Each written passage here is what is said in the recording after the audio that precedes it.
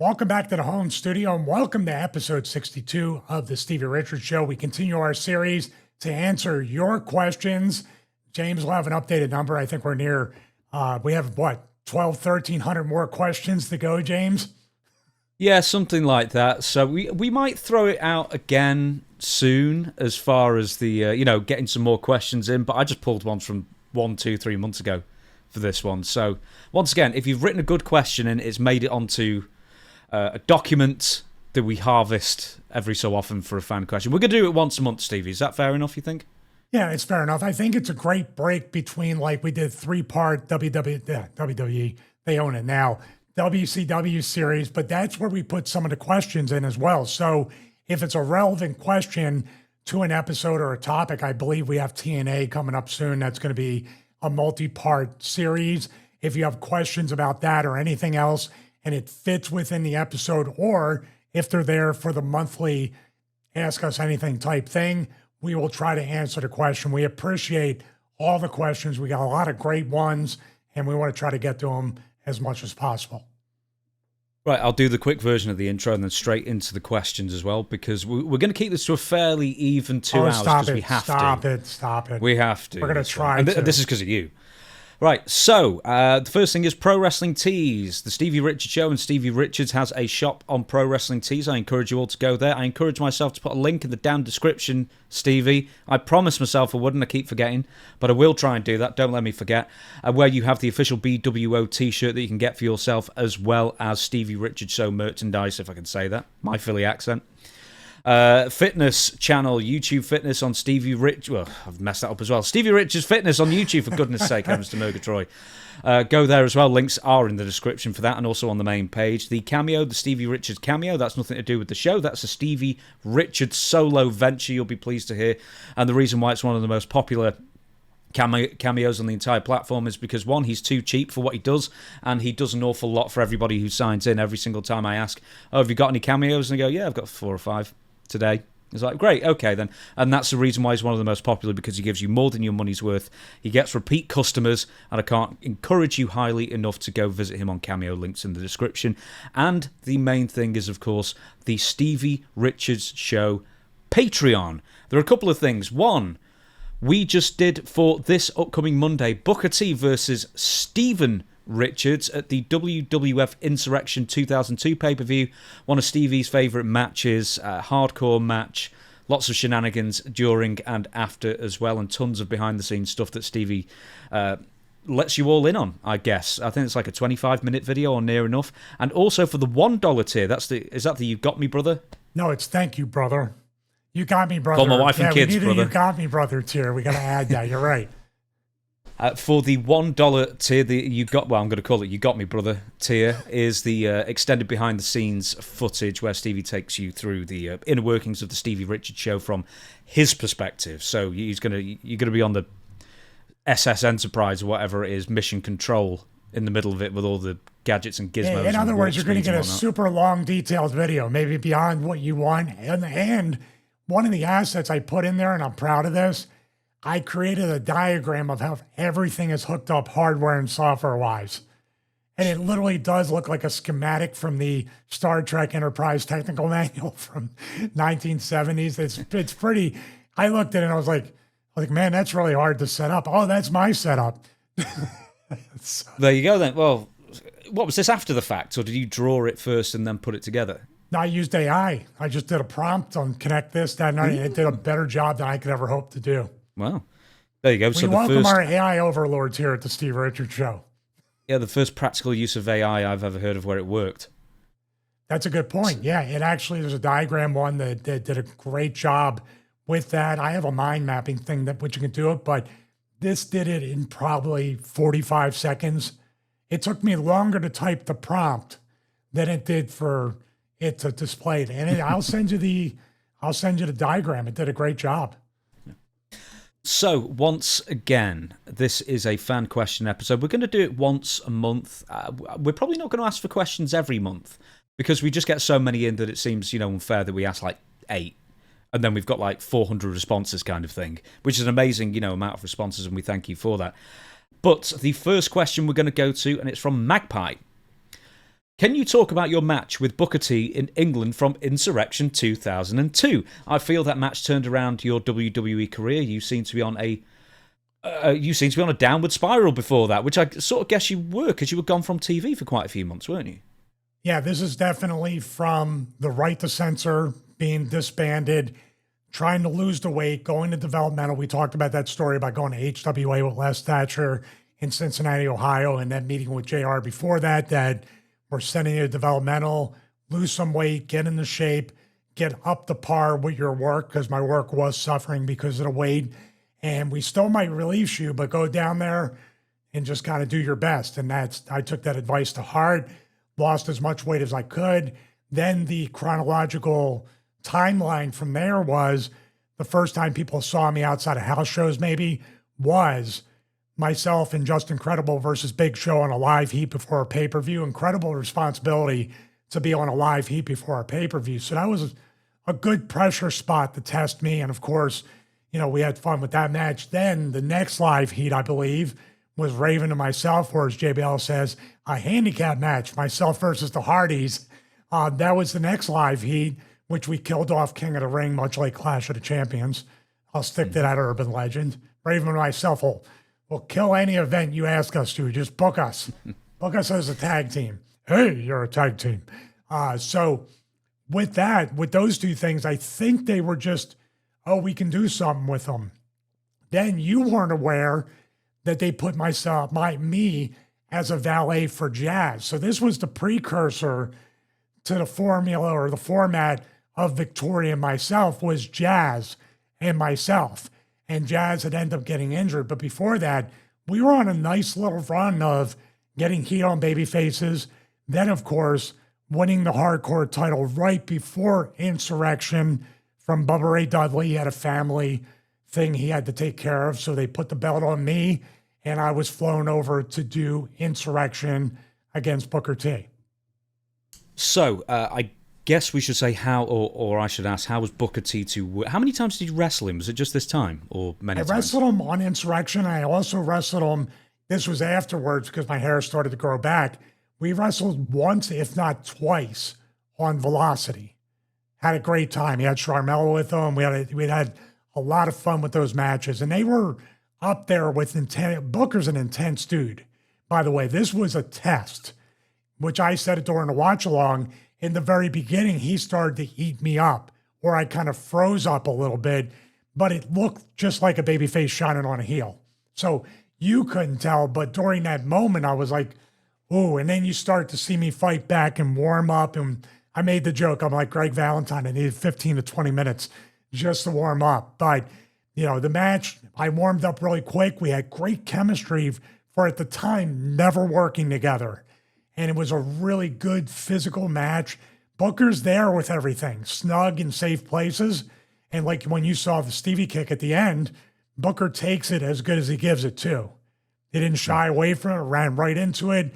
And it was the perfect formula for a hardcore match. We actually had a WWE style pacing for a wrestling match. We introduced weapons, but you even said, James, man, you guys are selling what you're doing, you're paced, everything kind of means something. And then the post-match, Booker went over, but then everybody started running in and there was title changes. And then at the end, I put him through the table eventually, because the first time the table didn't break, I am the table. And then the table broke, 1, 2, 3. And dude, at that match, you're right, it put me back on the radar in a good way. It put me back on the map.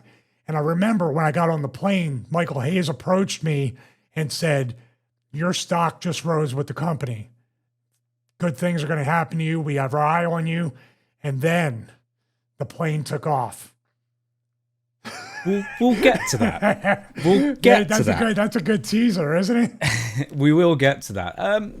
The one thing I didn't ask you on the Patreon, and once again, I highly recommend if you want to see the watch along, and Stevie goes really in depth, and I ask a bunch of questions. Whether that's good or bad is whatever you make it to be. Because immediately I saw you getting beat down in the corner from Booker, and I was like, damn, he's really laying it in. He's like, yes, he was. Does that sort of set a level of, okay, so he's hitting me this hard, so therefore that's an implicit agreement that I can therefore hit him that hard back? Is that just an unwritten rule of like the level of how hard you hit each other is sort of set out in the first minute? Well, yeah, but we hit each other hard in safe places with no malice at all. Now, just like Austin stomps people in the corner, stomps a mud hole, right? And sometimes his boot will graze their face or catch them in the lip or whatever. And I got my mouth busted open, but nothing in like where I saw stars. It was just like, ooh, you know what I mean? You almost laugh at those kinds of things. And yeah, we had weapons, and obviously you're going to hit each other over the head with a trash can. That's got to be there. You hit each other hard in the back with the cookie sheet or a broomstick. You take big bumps. He put the garbage can over my head and drop kicked it. He had to lay that in because how am I supposed to know when the drop kick hits me, you know? And I would have bumped too early.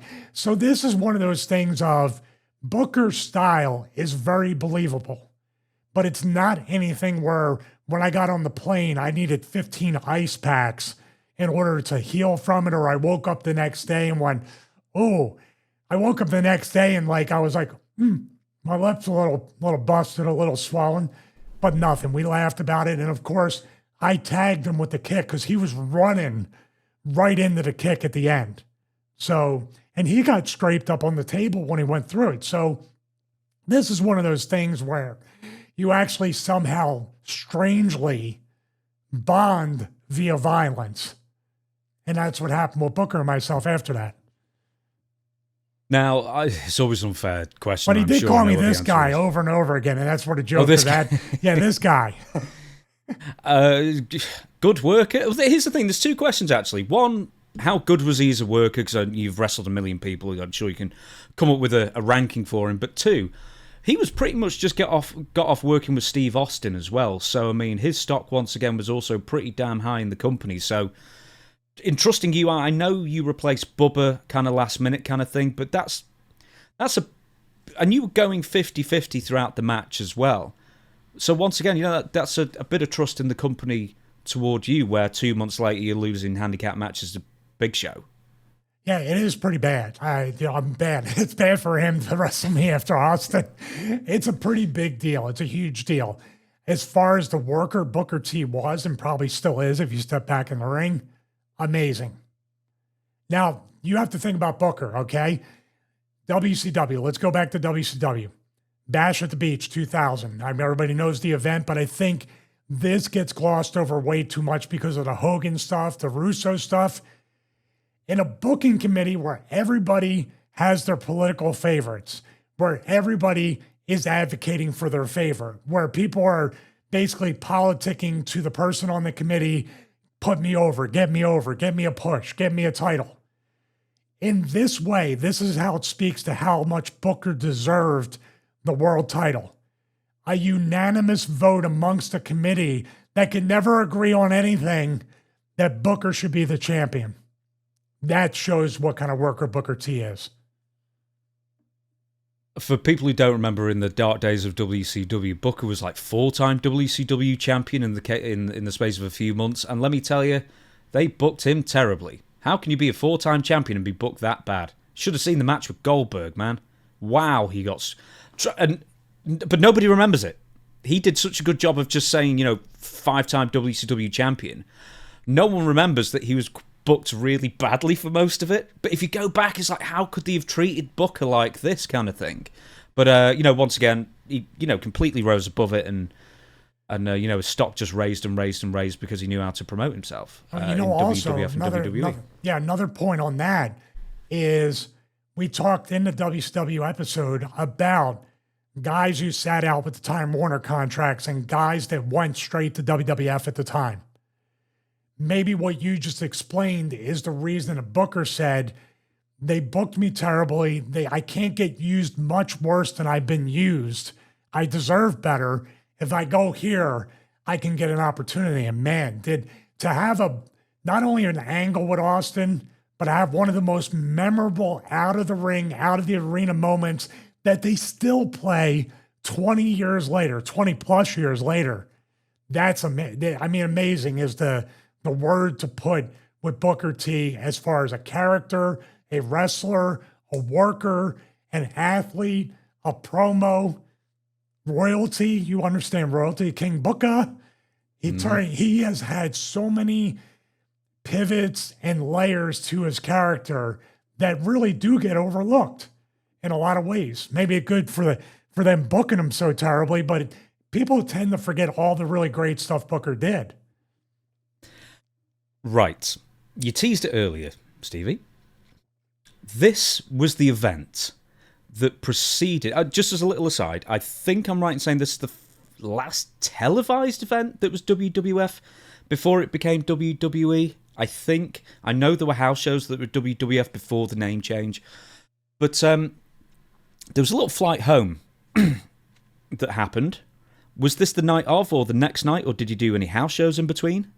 No, we left right from the pay-per-view to fly to Newark, New Jersey. And I think you're right because we had Hartford after that, and that was where they get the F out and we're WWE. That was the birth of the WWE brand, I believe. Hartford was where, because we had a big hardcore title kind of schmaz.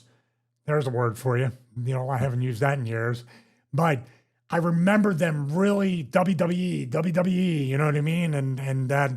And Crash used to joke and just call it WW. Welcome to WW. Because it didn't have the thing that made it look like an F or an A. So yeah, we hopped on just some little flight home from England that people might have heard about. Okay, I don't think I've ever heard anyone talk about this before, but I presume you got on a bus because it's a European tour. They provide buses for you. Yeah. Could you feel anything? Overseas, we didn't rent a car or anything like that. We were strictly charter flights on this. Really nice charter flight, as a matter of fact. That was the thing that hurt the most, that we were never going to get that again. Tour buses, everybody had to be on. Never be the last one on the tour bus. I would be extra early. That's a rule for young wrestlers. Never be the last person on the tour bus. I mean, and nothing harmful or anything. Back then you might have had to buy beer for everybody, or you were just going to get, you know what I mean? Just a little, friendly kind of like, busting your chops. But yeah, we were traveling like a team. We were in Glasgow before that. We did do house shows before the Insurrection pay-per-view. It was a good tour overall, except for. Okay, right. In the airport or on the coach to the airport, could you just feel something brewing? Not at all. No. Now, I wasn't privy to the other things that people might have saw on Dark Side of the Ring when it came to this plane ride, but I assume that these stewardess or flight attendants were hanging around the boys, or things where, they were staying in the same hotels and maybe they were getting interaction or getting flirted with or whatever, and it kind of festered into the plane ride home. But I didn't witness any of that stuff as far as it festering. I do have an instinct for really weird situations and bad people and stuff, but I didn't have any indication outside of Vince McMahon challenging Kurt Angle to a shoot in first class. That was the only thing that was kind of off the reservation. What about the flight there? Because wasn't there like a fight or a wrestling match on the way there, on the way to the UK? That might have been the Vince and Kurt Angle from one of the house shows. Yes. Before that, I believe from Glasgow to England, that's when that went down. That was not on the plane ride home, because I believe Vince and Linda were not on the plane we were on. So as far as I know, Linda was on she was on the flight during that thing, yeah. Oh, yeah. Yes, that was one of the things. Okay, then. So it's called the plane ride from hell. I'm sure everybody knows it. Kurt Hennig, I believe, gets fired. Scott Hall gets fired. There's a lot of punishments meted out, all that kind of thing. And legends were born and legends were torn down and all that kind of thing. It's as eventful a flight as you're ever going to hear. It's funny when I mentioned legend was destroyed by the end of the flight. I was no stock on me after that. Yeah, oh, right. So explain this. You said this on the Patreon. It's like everyone was praising you for that match, and by the end of the plane ride from hell, everyone had already forgotten about it because there's bigger fish to fry in that sense. They still took care of me. I had the hardcore title run. I had a lot of fun matches with JBL and other people. But, yeah, the focus was strictly they had to handle talent relations issues. And then what are the flight attendants going to do? What's the lawsuit? What's the charter company going to do? What are we looking at here?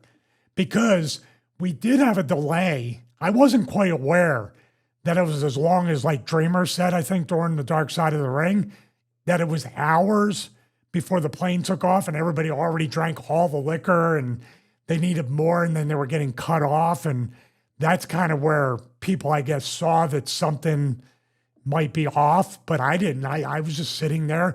Now, mind you, I wasn't up towards the front all the way, but Crash and myself were in the exit row. By the way, to my left is where it happened with Brock and Kurt at that exit door. I was right there, but there was more seats behind us than in front of us. So for all I know, the Dustin Runnels thing, the Michael Hayes thing with JBL, and then with X-Pac, that all happened back there towards the back of the plane. Now, we're not going to be going through all the stuff. You can just read up on it, for goodness sake. We're only going to be concentrating on what Stevie saw. So I think to catch people up, there was like Michael Hayes nearly did a waz on Linda McMahon because he was so out of it, and Bradshaw punched him. No, he punched Bradshaw. Oh, Michael Hayes. And then Bradshaw hit him back. And that was why he ended up getting the ponytail cut. Yeah. Then there's the Ric Flair thing, and then the ponytail got cut and all that kind of thing. So we'll gloss over the stuff, and I did say Ric Flair thing. We'll gloss over the stuff you didn't hear. But then I think there may be two incidents you did hear. I'm suspecting one was Goldust, and one was, as you said before, Kurt and Brock Lesnar. Yeah, the Goldust thing was over the PA system, where he was just at first just kind of being Dustin, and then started singing, but I had no idea, by the way, he was serenading Terry or any of these other things, or I had no idea. I just thought he was being Dustin and just maybe because the delay, after all the hours and then finally taking off, just to kind of lighten the mood. So for Crash and myself, we were sitting next to each other, we were like, oh, Dustin's just singing a song, just being a little silly. I didn't know there was any other thing that was going on with that. Now, all of a sudden, I see to my left, Brock and Kurt are kind of face off. And Kurt's smirking, but Brock is not smirking. This is Kurt Hennig, by the way, Kurt Mr. Hennig. Perfect. Yeah, Mr. Perfect. Yeah. And I'm watching it, and I'm thinking, and then there was something before that happened where he wouldn't leave Brock alone or something. So I guess they got up out of their seats, or, Brock got up out of the seat. All I know is I looked over, and I said, they're right against that door. Please get away from the door, because Brock is strong as an ox. Kurt weighs about 275. Brock weighs over 300. And I'm just joking to myself. I was like, man, if they start butting up against that door, we're all in trouble. Probably about 35, 40 seconds later, they're like, Brock has them like a double underhook under his arms, and they're slamming each other into it where I can't explain it, but we're 35,000 feet up in the air. But somehow by banging against the door, it felt like the plane was moving. You know what I mean? And I'm talking about full backing them up and running them into the door. I mean, I lost count after the first 5 or 6 times. Did you hear my voice? Like the terror of, I'm thinking about it, and I'm like, man. And I looked down, and after the 5th or 6th time, I started tightening that seatbelt up. And I'm looking up saying, okay, if the oxygen comes down, and I even said to Crash, I go, remember what they said? Put the mask on yourself before a child. So, he's like, you're the worst friend ever, Richards. Is it not terrible having like your friend called Crash on a plane? Yeah, I should have thought about that. You're never allowed to fly again. That's what I should have said. But yeah, that happened. I don't know how it broke up. I know people finally were like, or maybe the flight attendants, because we're in a wrestling bubble. So if we think that door opens, no big deal. Where the flight attendants, I think, scrambled. They didn't get in between them, obviously. These are tiny female flight attendants, so they're not going to do that. But I think they told somebody up front who was in charge, maybe JR or somebody, like, you need to break this up. We're all going to die. Do you think, okay, right, so we'll talk about Mr. Perfect in a second, don't let me forget, but was that basically it? They were just like fighting for the underhook and ramming each other in the door? There was like they didn't go to the ground or No, they never anything went else to the happened? ground. Vince and Kurt went to the ground in the little aisleway. But no, there was no going in the ground. And from what I understand, and I don't know the exact story, I think Brock was sleeping and Kurt wouldn't leave him alone. And then Brock got up and it was over. And let's not say Kurt might have been resisting, but there was no fighting for any kind of control. Brock had control. You know, I mean, Kurt's a big guy and Kurt's no punk, but this is a dude who was going to be UFC champion and actually had it in him and more youth and power and size than when he won the UFC title. I mean, he didn't know his own strength. That's a cliche saying, but this dude did not know his own strength. I was starting to get to know it by watching. Do you think that Kurt, Mr. Perfect Hennig, was right to be released? Because he was only in that company for 4 months. It all depends on the circumstances. Like the Scott Hall situation, was something else going on besides the actual horseplay? Was there something more? Double secret probation is what he was under at the time, because he had obviously a terrible reputation from WCW. He, at the time he was an alcoholic. So zero tolerance for anything that he did. Basically, yeah. So I understand. So he, ended up on. I don't even think he was that bad on the flight, but he ended up just getting caught on the crosshairs. Unless there's something I don't know. No, I don't know anything else Kurt did. And Kurt was Scott Hall. I'm sorry, Scott. I was talking about. I don't know anything about that. It could have been. I heard something from one of the flight attendants, maybe during Dark Side of the Ring, that he was wanting more alcohol or something. I'm not sure. Don't quote me on that, but I think it mostly had to do not with the interaction, but the fact how they had to take him off the flight. I think that more so the visual of taking him off the flight and him being in the condition he was in. Which, by the way, Scott after that got, he had battles and ups and downs, but he cleaned his life up after that. You know what I mean? You have to give him credit for working towards that with DDP Yoga and with DDP and all that stuff. I was there during that. And he put his best foot forward to try his best to stay and keep himself clean. So what was some of the fallout from this? In fact, just before I ask, were there any other incidents you saw on the plane, or was it just those two? Just those two. That was it. Okay. What was the fallout then? Because you were saying something about the charter company. Was that like the last time WWE was ever allowed to rent a plane from these people? Oh, I have no doubt. I mean, I don't remember this particular. They handled a lot of sports teams, by the way. So they had seen stuff, I'm sure, with the teams and the players and the athletes, but nothing like this. And I think that flight attendant even said that during Dark Side of the Ring. Obviously, we knew it was over.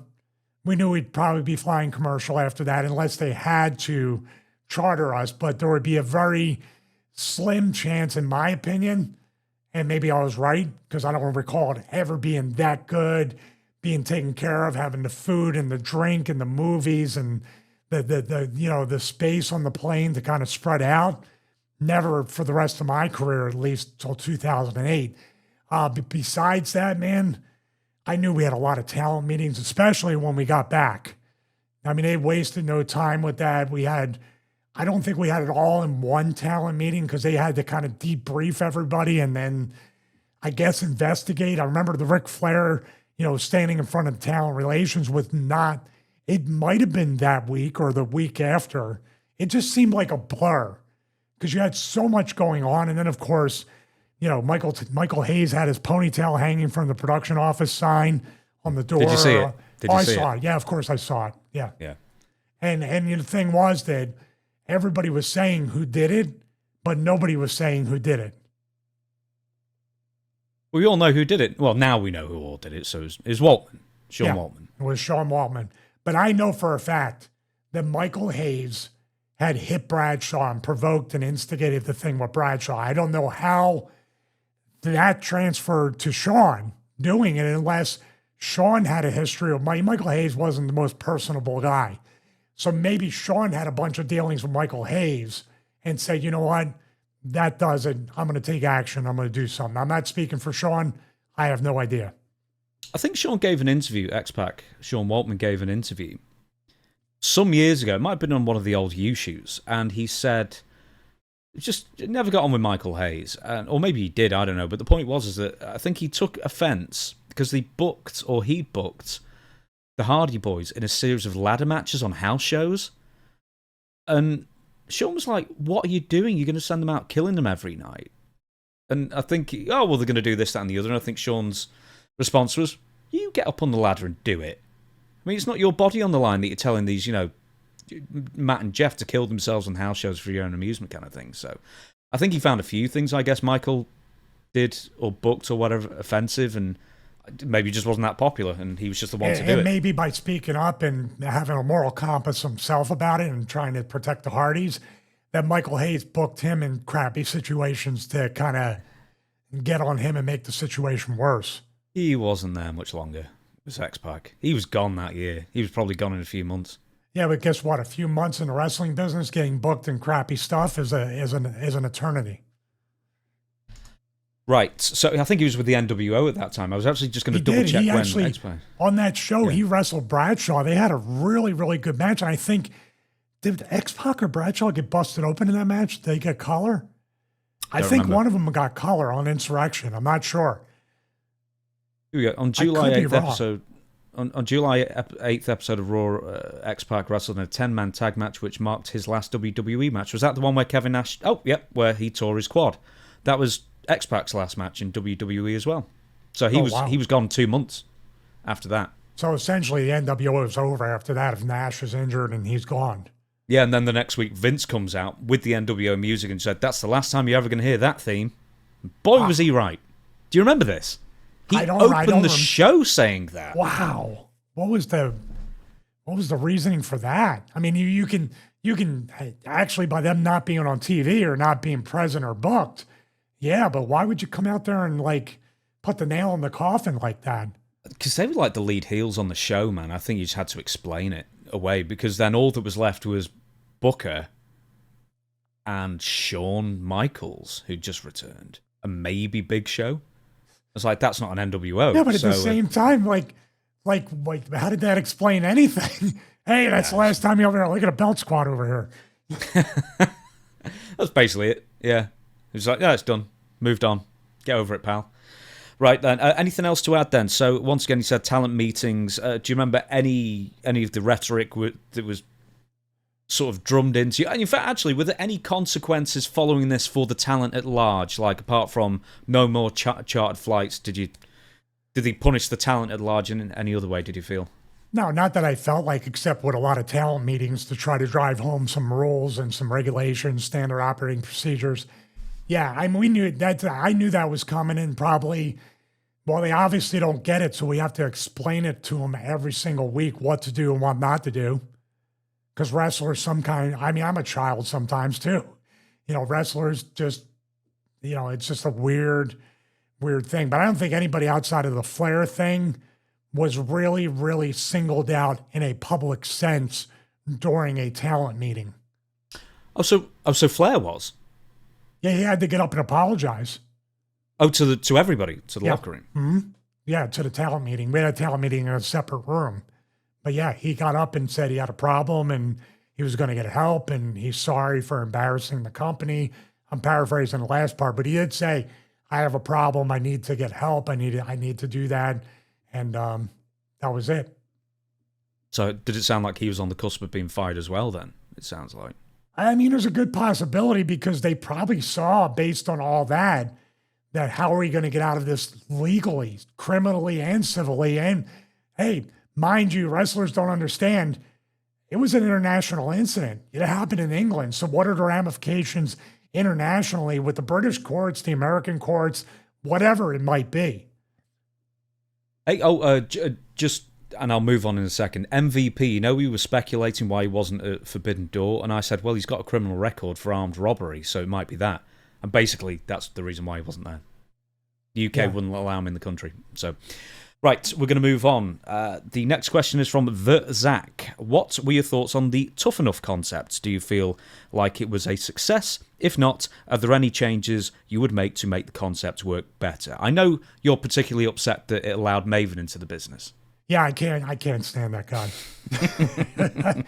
Actually, selfishly, because one of my best friends wanted, and actually we got to know each other, got to work each other. I got to help him out on Stevie Night Heat. It was really cool. I think the Tough Enough format is better than the LFG format from what little I saw with it. The fact that they were trying to emulate. Now, here's a question. Did Tough Enough, did that debut before The Ultimate Fighter or after? Oh, way before. I think that went off air before The Ultimate Fighter came. That is amazing, because the concept that they're learning how to wrestle, they have people coming in, but also they're living together. I like that you basically have this episodic thing where people have to get along, but also at the same time, there's that throat cutting and backstabbing, and people are really wanted. And then you have the interaction. And of course, probably the most famous thing is the Bob Holly, Matt Capitelli, rest in peace, thing that happened that people still talk about till this day.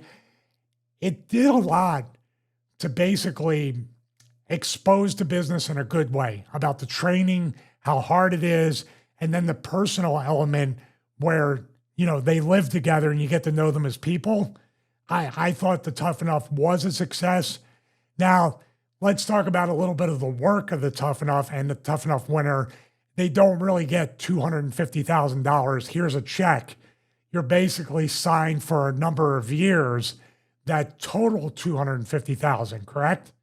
Yeah, I think Maven said he actually got $50,000 a year guaranteed for 5 years, and that's how they worked it out. And same with Nydia, I imagine, who was the women's winner. Yeah, but he didn't last 5 years, did he? Or just about 5 years? No, 2002 to 2005, I think. So maybe 3. So or they 3.5 maybe with HWA. So they didn't even need to pay it out. See, that's the thing too. They could literally, no matter how good or bad he did, he said at the end, he should have did a lot better and been a student of the game. He admits that on his channel. But I have a feeling it's like NFL. We're going to sign you for a 6-year, $1 billion contract. It's all on the back end. Your first 2 years, you're making $100,000 a year. Aha. Aha. You smart ass. Hey, what are you, a smart ass? You think you're going to pay $250,000? My best year on Martel, I made $50. Yeah. Tough Enough ran from June till September on MTV in 2001. I guess I know what a lot of the people would have thought, but you personally, this is, I guess, as exposing of the wrestling business on mainstream television that had ever been up until that point. What did you personally think about, showing what's behind the curtain, basically? In retrospect, 2020 is always hindsight. At the time when I'm watching it, I'm like, okay, well, hopefully they're going to smarten them up and they aren't going to feel entitled when they come up to the main roster. That was the big fear, I think, of the main roster talent, that you're going to have somebody that gets paid $250,000 right off the bat, or that's their guarantee for the year. Mark Henry in '96, Yep. He got signed to $250,000. Guess what? He had a poo sandwich for his troubles. I thought it was $100,000 a year for 10 or 20 years. $250 a year for 10 years is what he was guaranteed. In 1996 or 97? No, 96, because it was straight after the... Because WWF at the time sponsored his Olympic run, for a few months up until the Olympics. Now, I can't remember. I think he was injured during the games, but he didn't medal, obviously. But he comes to WWF straight afterwards. He has a wrestling match with Lawler, which is nobody better for a rookie to have a wrestling match with than Jerry Lawler. And then, he was resented from the off. Yeah, I mean, he speaks about that in that TMZ sports interview in greater detail. But yeah, I don't think there was going to be resentment no matter what. I think Maven also talked about it on his channel. There's resentment no matter what. Remember I told you before, like WCW during that series of episodes, even with being on TV and being featured and having stuff like that people can view and say, okay, well, this guy can be a player, he can contribute. Just coming in and putting somebody putting me over as a new person in the locker room created some resent amongst the locker room. No matter what, that's going to happen. But this is multiplied by times 100, that you're coming in as a young guy or girl, no clue, need to be smartened up. You're getting paid to learn how to wrestle. Think about that. you're really getting paid to learn in WWE. Yeah, people are going to resent that. I went the opposite way because I knew they're not. And I knew The Office. I was smart enough to know The Office is setting this drama up like little puppeteers. I'm trying to find the clip. I can't find it. Did you ever see when Tough Enough was revived in 2015 or so? Steve Austin asks Cameron what her favorite match was. Alicia Fox versus who? WrestleMania. I think it's saying Woods versus T-Bar was the favorite match. And it's Melina versus Alicia Fox. That's it. It was Alicia Fox, yeah. And Austin's like, he doesn't even say what. He can't say anything. Like he's my favorite segment of all time. My favorite Tough Enough segment. What do you think of the revived version of Tough Enough? Because they really, really tried to get the weight behind that for a year. Let me ask you a question. Was Boogeyman was part of the original Tough Enough when they did the tryouts on the beach? Yeah, and it was like, how old are you? 30. How old are you? 40. We don't like liars. You can't be here. And then they hired him for years. They love still liars. Got kicked to this what day. are you talking about? Doug Mallow, dear. back to you. They love liars. What did I think about the revival? Yeah. 2015, I caught that clip because all the boys were talking about it. I wasn't even with the company. I was just doing the indies. My career was on the downhill from the downhill after the downhill. But I didn't watch it, man. And just like LFG, I might have watched maybe 2 minutes at a time of it and just like, whatever. I mean, the Unreal, if you thought Tough Enough exposed the business and you haven't seen WWE Unreal, they tell Tough Enough, hold my beer. We're going to expose it all. While still trying to work you to think we're good people. They keep trying this, though. So they did Tough Enough, then they gave up, then they had NXT, the original game show version of it, and then they had Tough Enough again, and now they've got WWE Unreal or whatever. But don't forget Divas Search. Oh, God, the Divas Search. How could we forget? Why? Because it seems so weird. I mean, Brawl for All before that, it seems so weird to have real stuff in the middle or, parallel to WWE's general, normal fare. And it's always a total disconnect where they're trying to tell you on one show, hey, this is how we do it, this is how we throw punches, we all cooperate and work out the matches. And then in 2 days' time, it's Raw. And then you have to just forget all that and enjoy the show kind of thing, which, did you find that difficult to square that circle while you were in the WWE at that point? Yeah, especially on my level, where it's 10 times harder to work people into getting into the matches that mean nothing, the characters that mean nothing, and trying to get them to suspend their disbelief. It's hard for the main eventers, but at least they got something to chew on with their angle, storyline, their character, their titles. When you're on Heat or Velocity or a dark match, during that time, it's going to be incredibly difficult to have them. Well, I know it's all fake. I just watched the show the other day, and these guys are nobodies anyway. But let me suspend my disbelief and have a good time. No, it's so difficult. But guess what? It's going to be difficult, and it's still up to me and my opponent and everybody in the match to make the most out of it and at least impress the office to get booked again. But here's the thing, and I think Cornette has said this many, many times.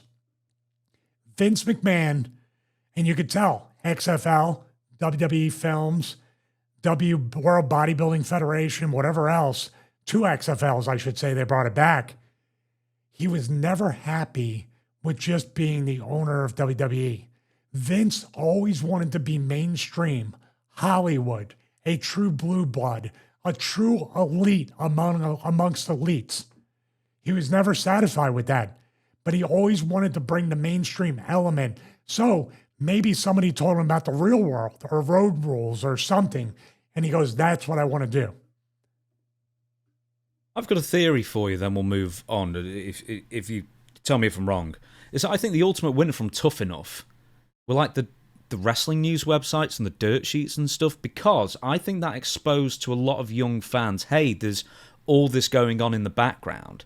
And that might have, triggered some sort of thirst for fans to know even more about wrestling. So I think, a PW Torch or a Wrestling Observer or whoever was operating then would have found themselves getting a lot more subscribers because of this. Ultimately, when they found out that there were all these, wrestling news websites and whatnot and all this insider industry news that then you sort of become a different kind of fan. You still watch it, but then you watch it with a with a different lens. Yeah, that might be, and that's a great point. That might have been the Rubicon that was crossed where wrestling started to become I used to watch Rock and Austin. I used to watch Hogan and Savage. That might have been the death knell in a lot of ways of the true and blue suspension of disbelief wrestling fan. And now you got wrestling fans that want to investigate to see, is it real? Is it fake? That could have been the birth of that. You're right. Righto, next question. North of Nashira says, you say that you used to hook up your game system when waiting around backstage. Where did you do that? Did you go up to the luxury boxes behind the Titantron? Did anyone ever join you to play? Do you watch Xavier Woods' YouTube channel, and wish him and his guests were around back in your day? So I think we've covered some of this on some of the gaming special episodes and whatnot. But yeah, you had a posse of wrestlers that hung around you back in the day, didn't you? And the LAN parties? Not at all. This was strictly me. Oh, LAN parties at the hotel with Glenn, D'Lo, Charles. Yeah, but in the building, see, I can tell this person, you are a covert gamer. You have to hide your gaming and make sure that nobody catches you, because this person picked the exact spot I went to. The luxury box is behind the Titantron. Nobody ever goes there. They might sit behind the Titantron in the seats, but nobody goes up to the luxury box. You, sir, ma'am, are a true gamer, a covert gamer. I have caught Xavier Woods' channel once or twice, not in the past years. When Up, Down, Down started, I watched, but video games were really, really banned at one point or another, semi-banned or 100% banned. And that's why I used to hide in the luxury box with my Dreamcast, original Xbox, sometimes my PS2. This is how many years I was doing it. And then, of course, you have Taz. I told this story when he got the PSP or the PS Vita, playing in the rental car during the day between lunch and the 4 p.m. production meeting. So, yeah. But nobody really outside of Crash joined me. We really, really kept that under wraps, kayfabe, because that's, if one person knows, they're going to stooge it to this person, stooge it to that person. And video games were a thing when I first got there in 99, but they were banned by the year 2000. Did anyone ever catch you? No. Good man. Next question, Always Sunny Everywhere. Stevie, what match were you most nervous about going into? That's a lot of matches. It's actually, by process of elimination, it would be which matches I wasn't nervous going into. Have you ever thrown up before a match due to nerves? No. I do the standard before every match. I don't know why. I got comfortable with it, and I actually turned it into a joke. And actually, that forced me to be a better worker. I'm going to tell you in a second, because I didn't call as much stuff and I worked out there. For some reason, anytime I stood, whether it's on the Indies, ECW, WCW, WWE, TNA, ROH, whatever it might be, right before my music hits, I forget everything. Except the finish. I know the finish, who's going over. My music hits, and there's that 5-10 seconds of where you're terrified because you forget everything. The minute I touch the curtain and open it up, it all comes back. The most nervous I think I was would be that Booker T match, because it was really make it or break it. I had a good amount of momentum. I was really not favored by the office. They started to give me little opportunities, but here, within a few days' time, I was thrown into the fire. They gave me the hardcore title, and then I had defending against Booker T, a former world champion who Booker had a motor, and I was in great shape, but I'd never been tested in that length of match, that pace, with that physicality, and I was very, very nervous about that. And that first 2 minutes, I could see and feel the nervousness I had, but I hit it pretty well. And then after that, I was good to go. I was probably nervous my first match in TNA, after all the weeks of vignettes, to finally work Abyss. But I was only nervous like towards the beginning, like what's this going to look like? And by the way, I had the lung disease. I was on prednisone, so I was like, am I going to last? I was nervous before taking the tax because I never took that before, choke slam into the tax. I was very, very nervous before my match with Jay Lethal in ROH, the Proving Grounds match, because I was literally trying to prove myself to start getting booked. And that was about it. I mean, every time in ECW, you know you're going to do 40, 45 minutes and it's going to be ultra violence. You get nervous, but I was actually not smart enough to be nervous enough. So not really there. Next question. Jax Peter. Stevie, there's actually two questions here. Your WWE theme was heavily influenced by Static X's Love Dump. Did you request that, or did Jim Johnson do that independently? And let's go into that first. I'll ask the second one afterwards. Yeah, that was originally Chronic's music in WCW. Then they put a little bit of a spin on it. Then they were nice enough to add "I'll Show You, You'll See" to that. But yeah, I didn't request it. It was Chronic's music. Chronic after that match at Unforgiven. What is it with me and Unforgiven pay-per-views? It's just asking. There's two there's two very memorable ones, should I say, for the wrong reasons. Are there any more that we forgot? No, I'm just saying those two for some reason. That's enough. Pay-per-view. That's enough. Yeah, one was enough for me. But after they got let go, that music just stuck with me. It was just the association of that music and, hey, you came out to that music, you did. Now you're going to. I don't know. Smart ass. Did you? Okay, right. This next question will sort of tie into what I'm going to ask. So I'll ask the question first. My question first. Did you specifically record "I'll Show You, You'll See"? Yes. And actually, once again, the production MVPs behind the office's back who would never do it, just like the lighting, the purple lighting and everything. The production people pulled me in and said, hey, we want you to say, "I'll show you, you'll see" before, and we're going to put it in the entrance music. Cool. Did about 5-6 takes of that. Then they said, by the way, we're going to darken the room and we want you to look straight into the camera, then look to this side for a while, then look to this side.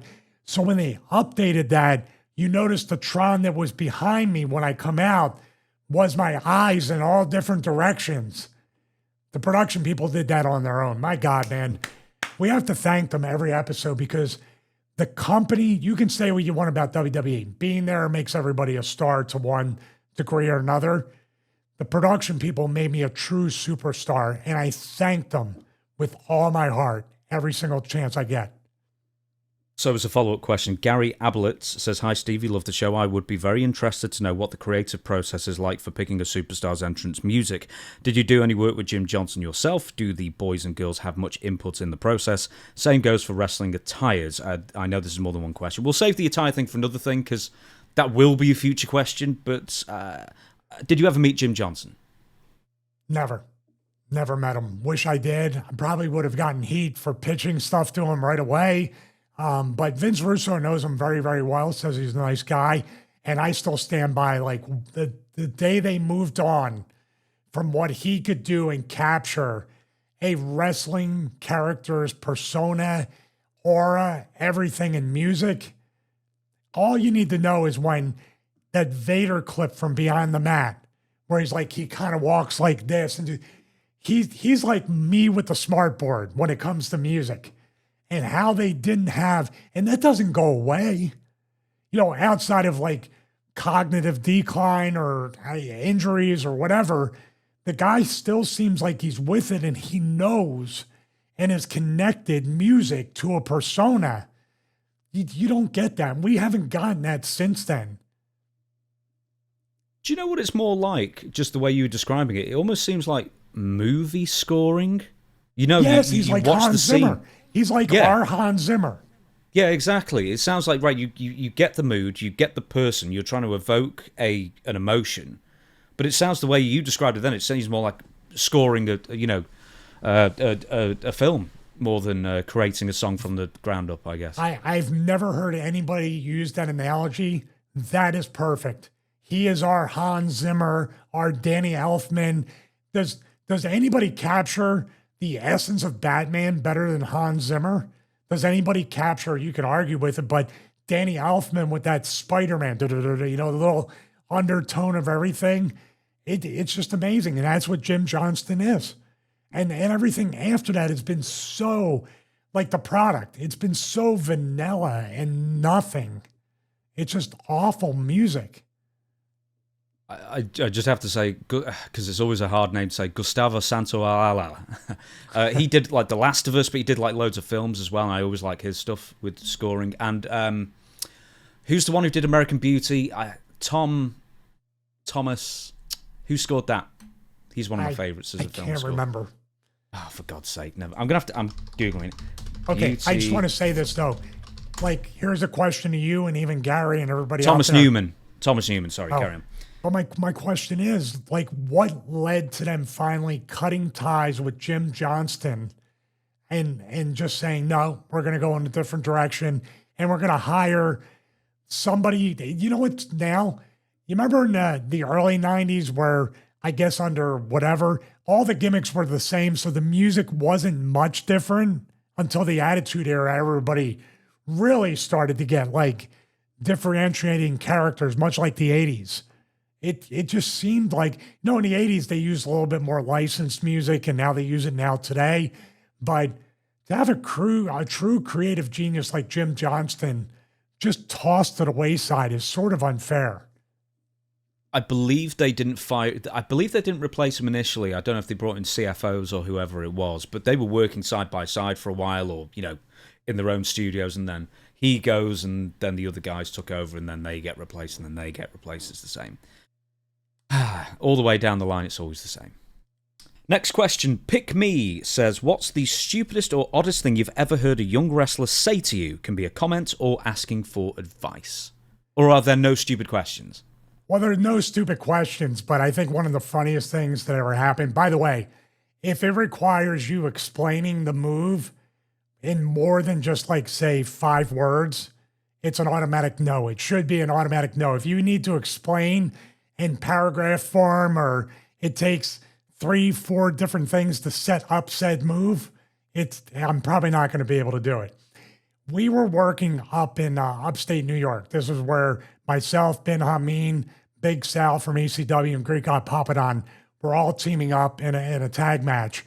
And the guys come up to me, and I guess they have no idea, they didn't watch or whatever. They were very young guys, and they weren't ribbing. I laughed initially. I thought they were joking. They walked up to all of us, and they started telling us what they wanted to do and what they were going to do, which is kind of a no-no right off the bat. They didn't mean anything by it. They were just excited. You know what they wanted to open the match up with on me? Okay. Super kick. They wanted me to get super kicked right off the bat in the opening spot. And I stood there and I was just kind of laughing. And they're like, no, don't worry. Just make sure, you know, and they were giving me instructions on how to take the super kick. And Papadon's got his head in his hand. Big Sal's getting fired up. Ben's like, do you know who the F this is? He started like being in character, reading them the riot act. I was like, no, it's okay. Like, keep going. Because I was enjoying it. But that was kind of like, and they didn't mean any harm or by it, but it was just funny. But really, I think the dumbest thing you can ever do to a veteran, or at least guarantee that you'll never get a spot, a move, a finish, anything done, is with that famous or infamous opening line for your pitch. What do you think that is? Do you know what would be cool? There it is. You know what would be cool is the death knell for anything you want to pitch with a veteran. But there are no stupid questions. Let me clarify that. There might be stupid things for you to volunteer me to do or pitch or say you're going to do. But if you're asking me a legitimate question about how do I take the kick? How do I bump? Where do you want me to be? And you ask me 10 times, to me, that proves you care and you want to get it right. Where somebody else might go, shut up already, let's just do it out there. I prefer, come on, micromanage it, ask me questions, because when I get out there, I don't want you to assume I'm going to zig when I'm actually going to zag, and somebody's going to get hurt. What's maybe the most insulting thing? I mean, other than just outwardly insulting, God, whether look they who made it you're or asking. not. Yeah. No. What's the most insulting thing like a young wrestler can say to a veteran? Is it that, or is it something else? Well, I think, and it could be a joke after years and years of getting to know the young talent. But I think, number one, not knowing what a veteran prefers to take or not take or what they do, their 5 moves of doom, you need to be a little educated. Even I would watch matches before wrestling somebody on the indies who's a lot less experienced for myself, selfishly. And also, when you tell a kid, hey man, I watched this match where you did this, you did it really well. Can we get that in there? The kid's usually over the moon. And now you can tell them anything you want. It's a very good political way to be.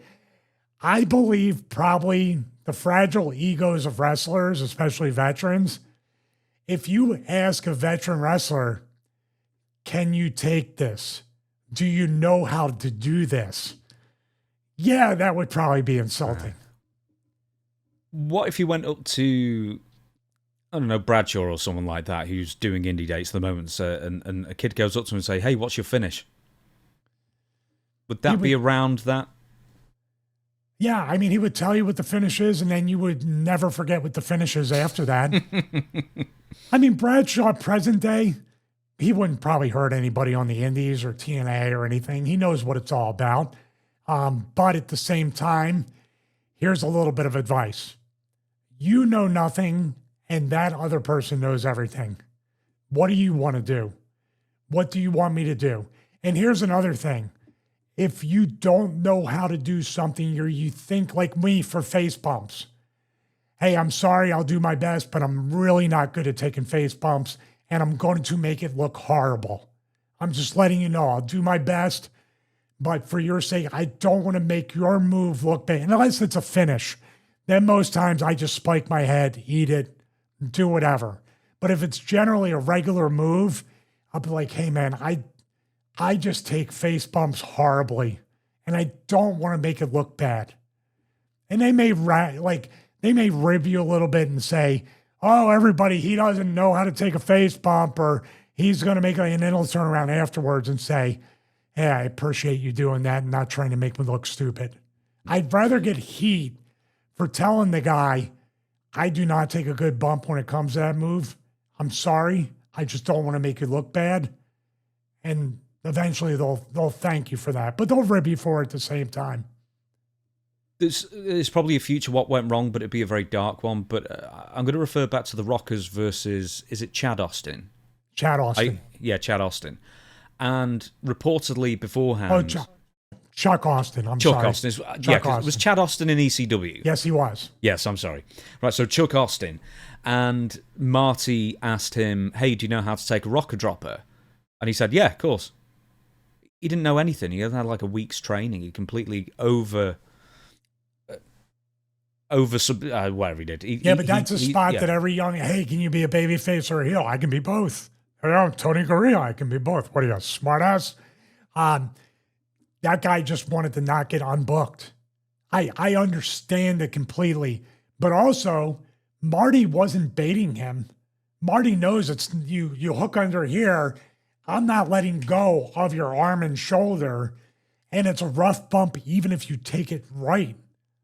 I've given it to Little Guido. I gave it to him on that ECW Invasion of Raw. You have to know how to take it. And I did ask Guido, hey, are you comfortable taking this? That's another thing. Maybe not so much, do you know how to take this? Are you comfortable? And then if he says yes, but I can detect, hey man, are you sure? Please don't lie to me because I don't want to hurt you. Well, I've never taken it before. Okay, scratch it. That could have been avoided. Just one more thing to follow up with. If you're not sure about a move, would you, assuming you're not slamming someone on the concrete, would you ever walk through it in the locker room kind of thing, or at least the setup to a move? Yeah, it depends on what the move is. I mean, obviously, the true way to know is to map it out, frame it out in the ring, and maybe even take the bump in the ring. If it's in the locker room and we're not sure and it's just not feeling it, as a veteran, I would just shut it down. whether it's my move or their move, I'd be like, and I won't say, you're an idiot, let's cut it out. I'd say, you know what? It must be me. I'm not quite feeling it. Don't worry about it. Let's do this. And usually they'd be like, hey man, do I have heat? Are you mad? No. Actually, I'm glad you said it because you'd have heat if you weren't honest with me. And I would reference the rocker dropper and other injuries and say, we need to avoid this because you can get hurt, I can get hurt, and let's just avoid the move. Next question, Antonio Hollywood LA says, Stevie, Mr. Kennedy, it just says Mr. Kennedy channel, so I'm assuming Mr. Ken Kennedy, said, Vince McMahon showed everyone your tape on a VHS tape, your match on a VHS tape, and said this is what ruthless aggression is all about. Now, I believe this is referencing your match with Bob Holly on Velocity, am I right? But then you refused to put over Ken Kennedy. That's right. You've said this on the show before. That's obviously not what happened. That's not what Ken said either on that. So to clarify that straight away, let's nip this in the bud once and for all. Did you refuse to put over Ken Kennedy? I did not refuse, but I did do something that is just as bad in the wrestling business. I asked a question. Let's go from the beginning. Let's go through the whole thing. And Ken is a friend. And I'm glad that he told it on his channel, on his show. I have to check it out. But basically, Bob Holly and I had a velocity match where I worked the body part on Bob. Bob sold, eventually went over, fought from underneath. Vince thought so highly of this velocity match, by the way, a secondary show that nobody really watched. I was going to say, are you surprised that he watched it? Because he wasn't watching Heat for 2 years while you were running it. Yeah, I'm shocked. Maybe I was on the radar and he's like, you better not be doing Stevie Night Velocity. That's probably why. They were probably micromanaging my bookings to see what I was trying to slide by. And he enjoyed a match. He, by accident, enjoyed a match. So they wheeled in a TV with a VCR, put the tape in, made everybody in the talent meeting watch it. Then Vince started reviewing it with glowing admiration, saying, this is what we need. This tells a story. I don't recall him saying this is what ruthless aggression is all about. Maybe during me working Bob, as far as his body part and him selling, but he goes, this is the story I need. This is what I want the shows to be like. I mean, he was over the moon putting it over. And then I walk out of the talent meeting and, obviously you're like, okay, what am I doing tonight? I look up there, I see myself versus Mr. Kennedy, and Mr. Kennedy's going through squashes right now, locals, beating people in 2 minutes. And that was the finish that I was involved with. No fighting back, not 2 to 3 minutes, counting entrance. So for all I mean, I'm getting beaten a minute, 2 minutes, whatever. And I said, oh man, that's weird. And I said, well, I mean, if there's ever a time I'm going to go into Vince's office and at least communicate and ask him for advice and what to do. And like, you think this of me, but why am I in this spot? And I even go that far with asking it in that way. So according to the question, I kick the door and I go, hey, you son of a bitch, come here. And I grabbed him by his collar and I go, I'm putting this guy over for anything. Voluntary. That's what Easter egg from the overseas tribute to the troops trip. There we go. But I walked in. Actually, I even knocked and leaned in. Hey, boss, can I get 5 minutes? And he was still over the moon. Yeah, of course. I really enjoyed that match. That was awesome. He goes, Stevie, you always just, every time we give you anything, you always knock it out of the park. So he's setting me, I'm like, okay, I'm definitely like, I can ask something. And I kind of like, outside of saying permission to speak freely, I thought I had permission to speak freely. And I asked him, I go, based off of what you just said and what you said in there, Vince, I'm booked in a match with Ken Kennedy that's going to go 3 minutes total. And I go, I know I can contribute more. I know I can do more. I know you can make money with me. And I'm not coming in here saying I refuse to do this or anything like that. I made a point. What I'm doing is asking you for advice. Coach me up. Tell me what I need to do to really make it and make you money and really fulfill so you can make the money back on my guarantee and tenfold. What do I need to do? And he goes, you need to be a bigger asshole. You need to cut throats. You need to stab backs. You need to show me ruthless aggression, which I guess was a real thing. And I said, well, I mean, okay, but I'm that's not really in me. That was probably where I got buried. I show up, I work hard, I don't get in trouble.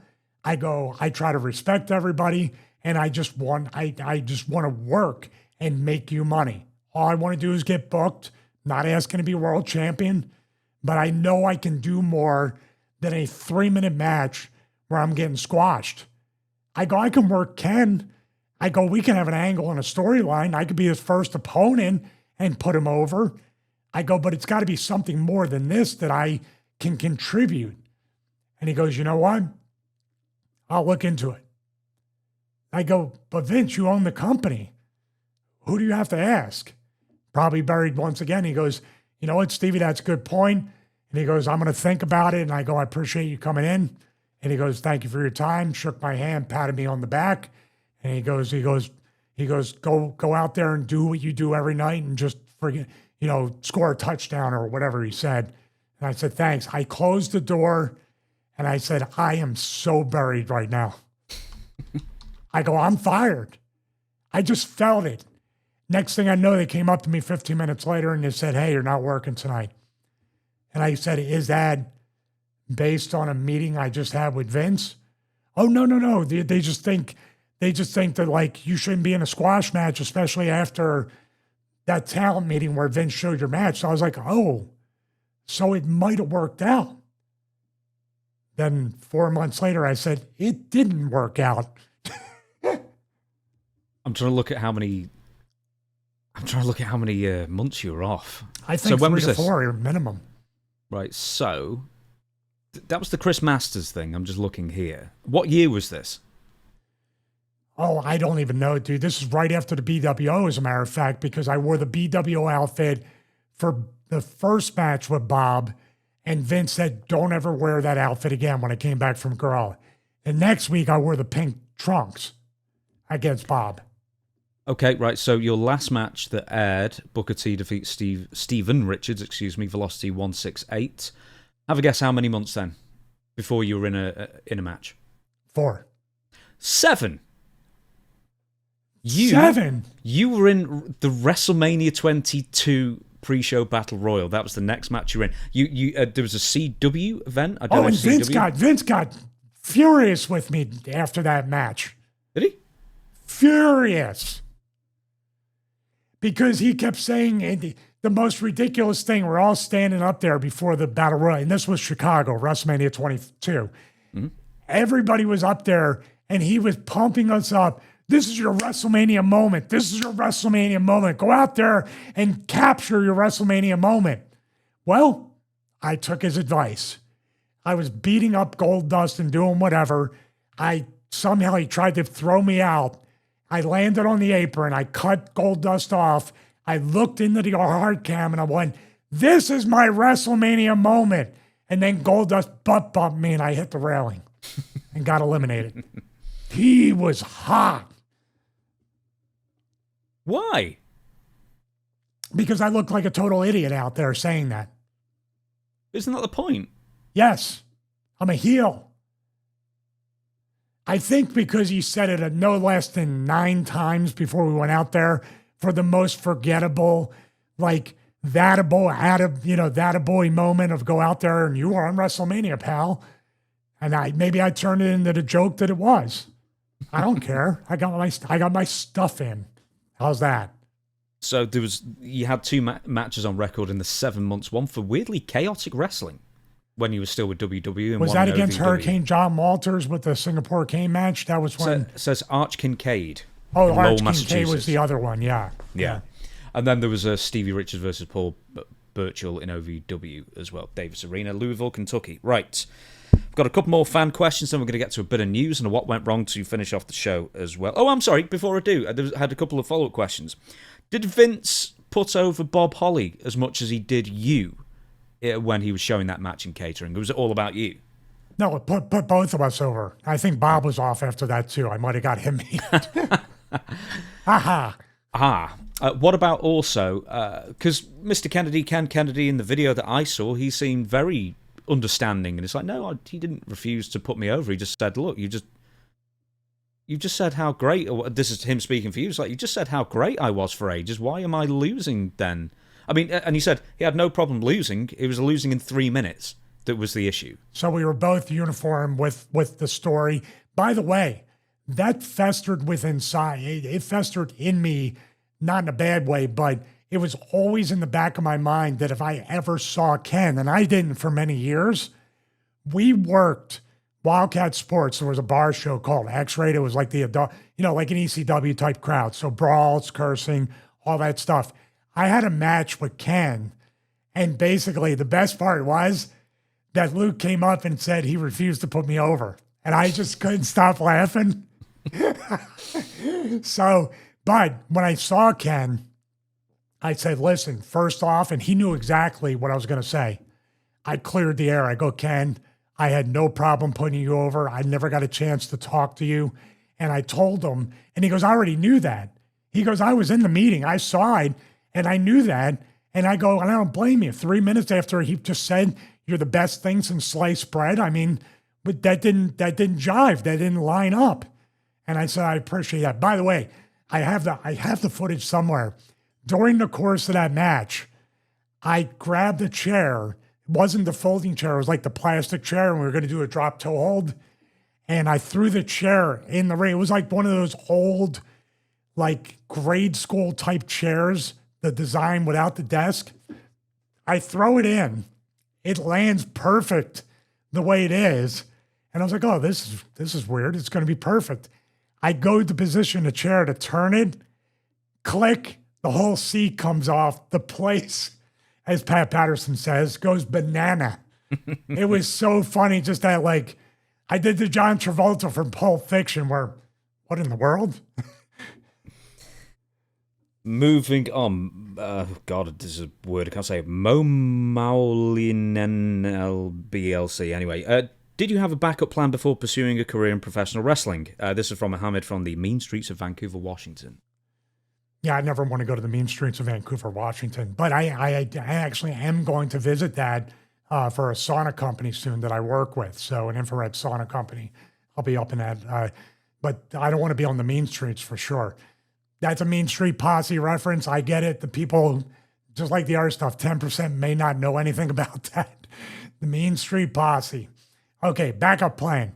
I've always had a backup plan as far as technology and other things. I don't have an official degree from college or anything like that. I've just have always tried to have skills that I could use, and I've always been prepared, especially in WWE. We're always a week away or 7 months away from losing our job and never going back to TV again. But I had a background in computers. I had a background in personal training.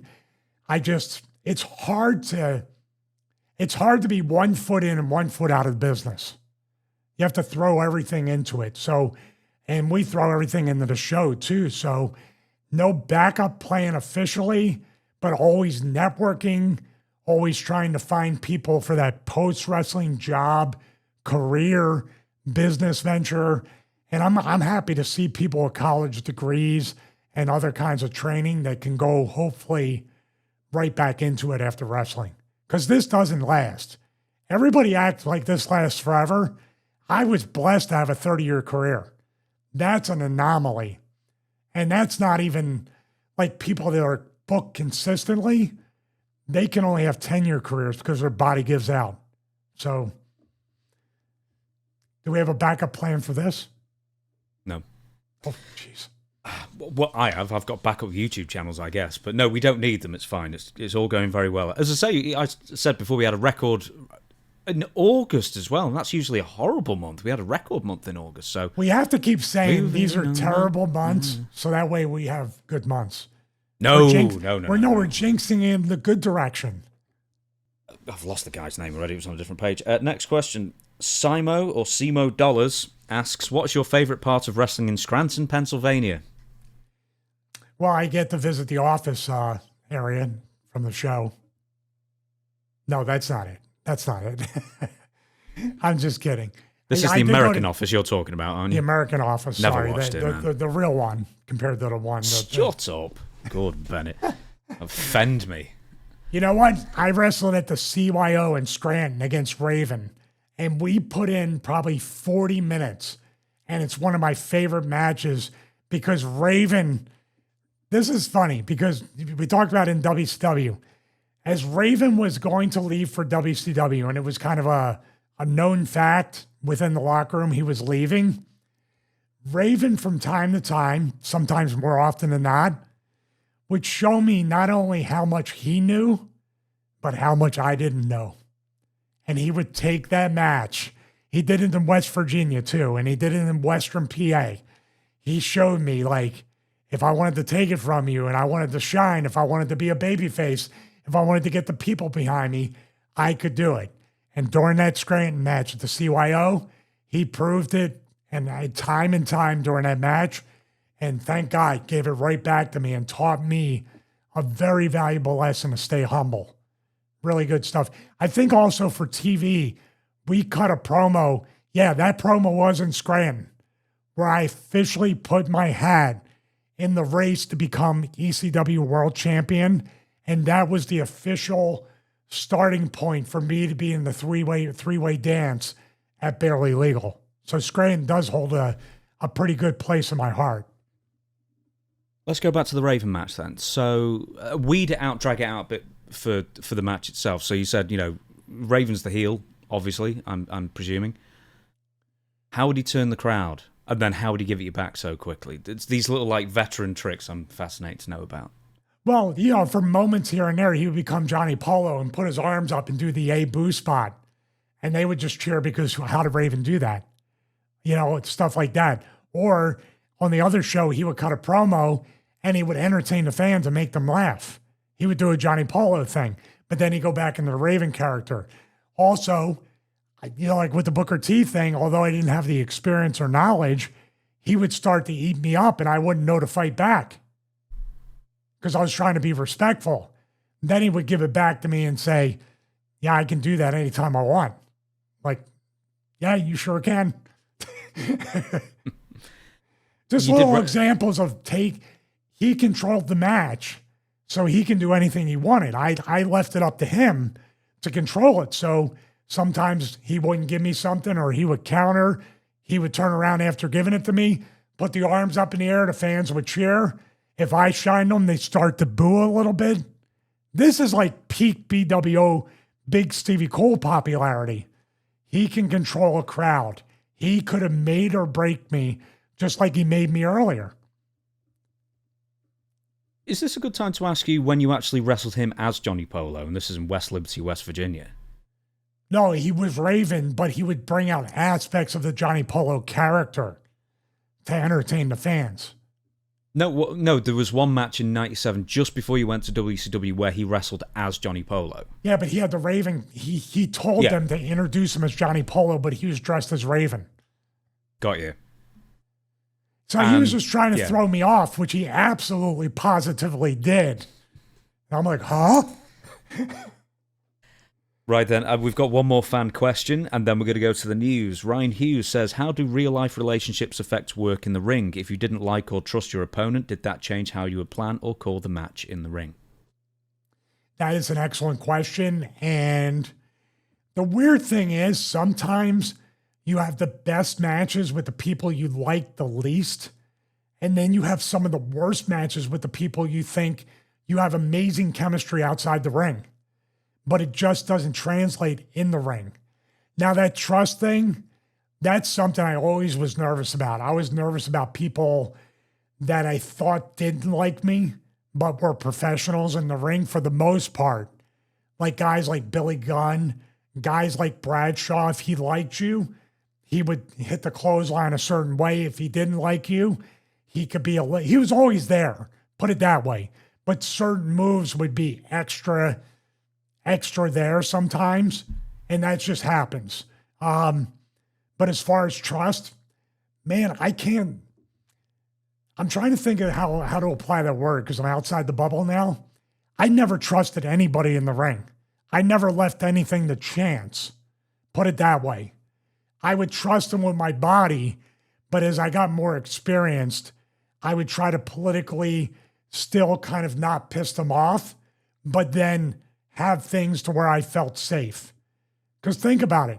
I was in a ring with somebody I got along with probably the best out of anybody in ECW, Terry Funk. And I let him drop a guardrail on my neck. So think about that. I should have said no. So from that point on, I didn't really trust anybody in the ring, especially when it came to my neck or injuries. I kind of swallowed my, how should I say it, my distrust and pushed through it. But if I saw something going sideways like Hoovy, wanted to give me the Hoovy driver, and I was like, no. And then he was starting to give me the Hoovy driver. I was like, no, grab him off the crossbody, pin myself. I'm out of here. Did you ever go into a match feeling like there was a percentage that your opponent might try something on you when you went to the ring? Absolutely. Who? Mostly everybody during the Right to Censor. I mean, what, that bad? It was pretty bad. Yeah.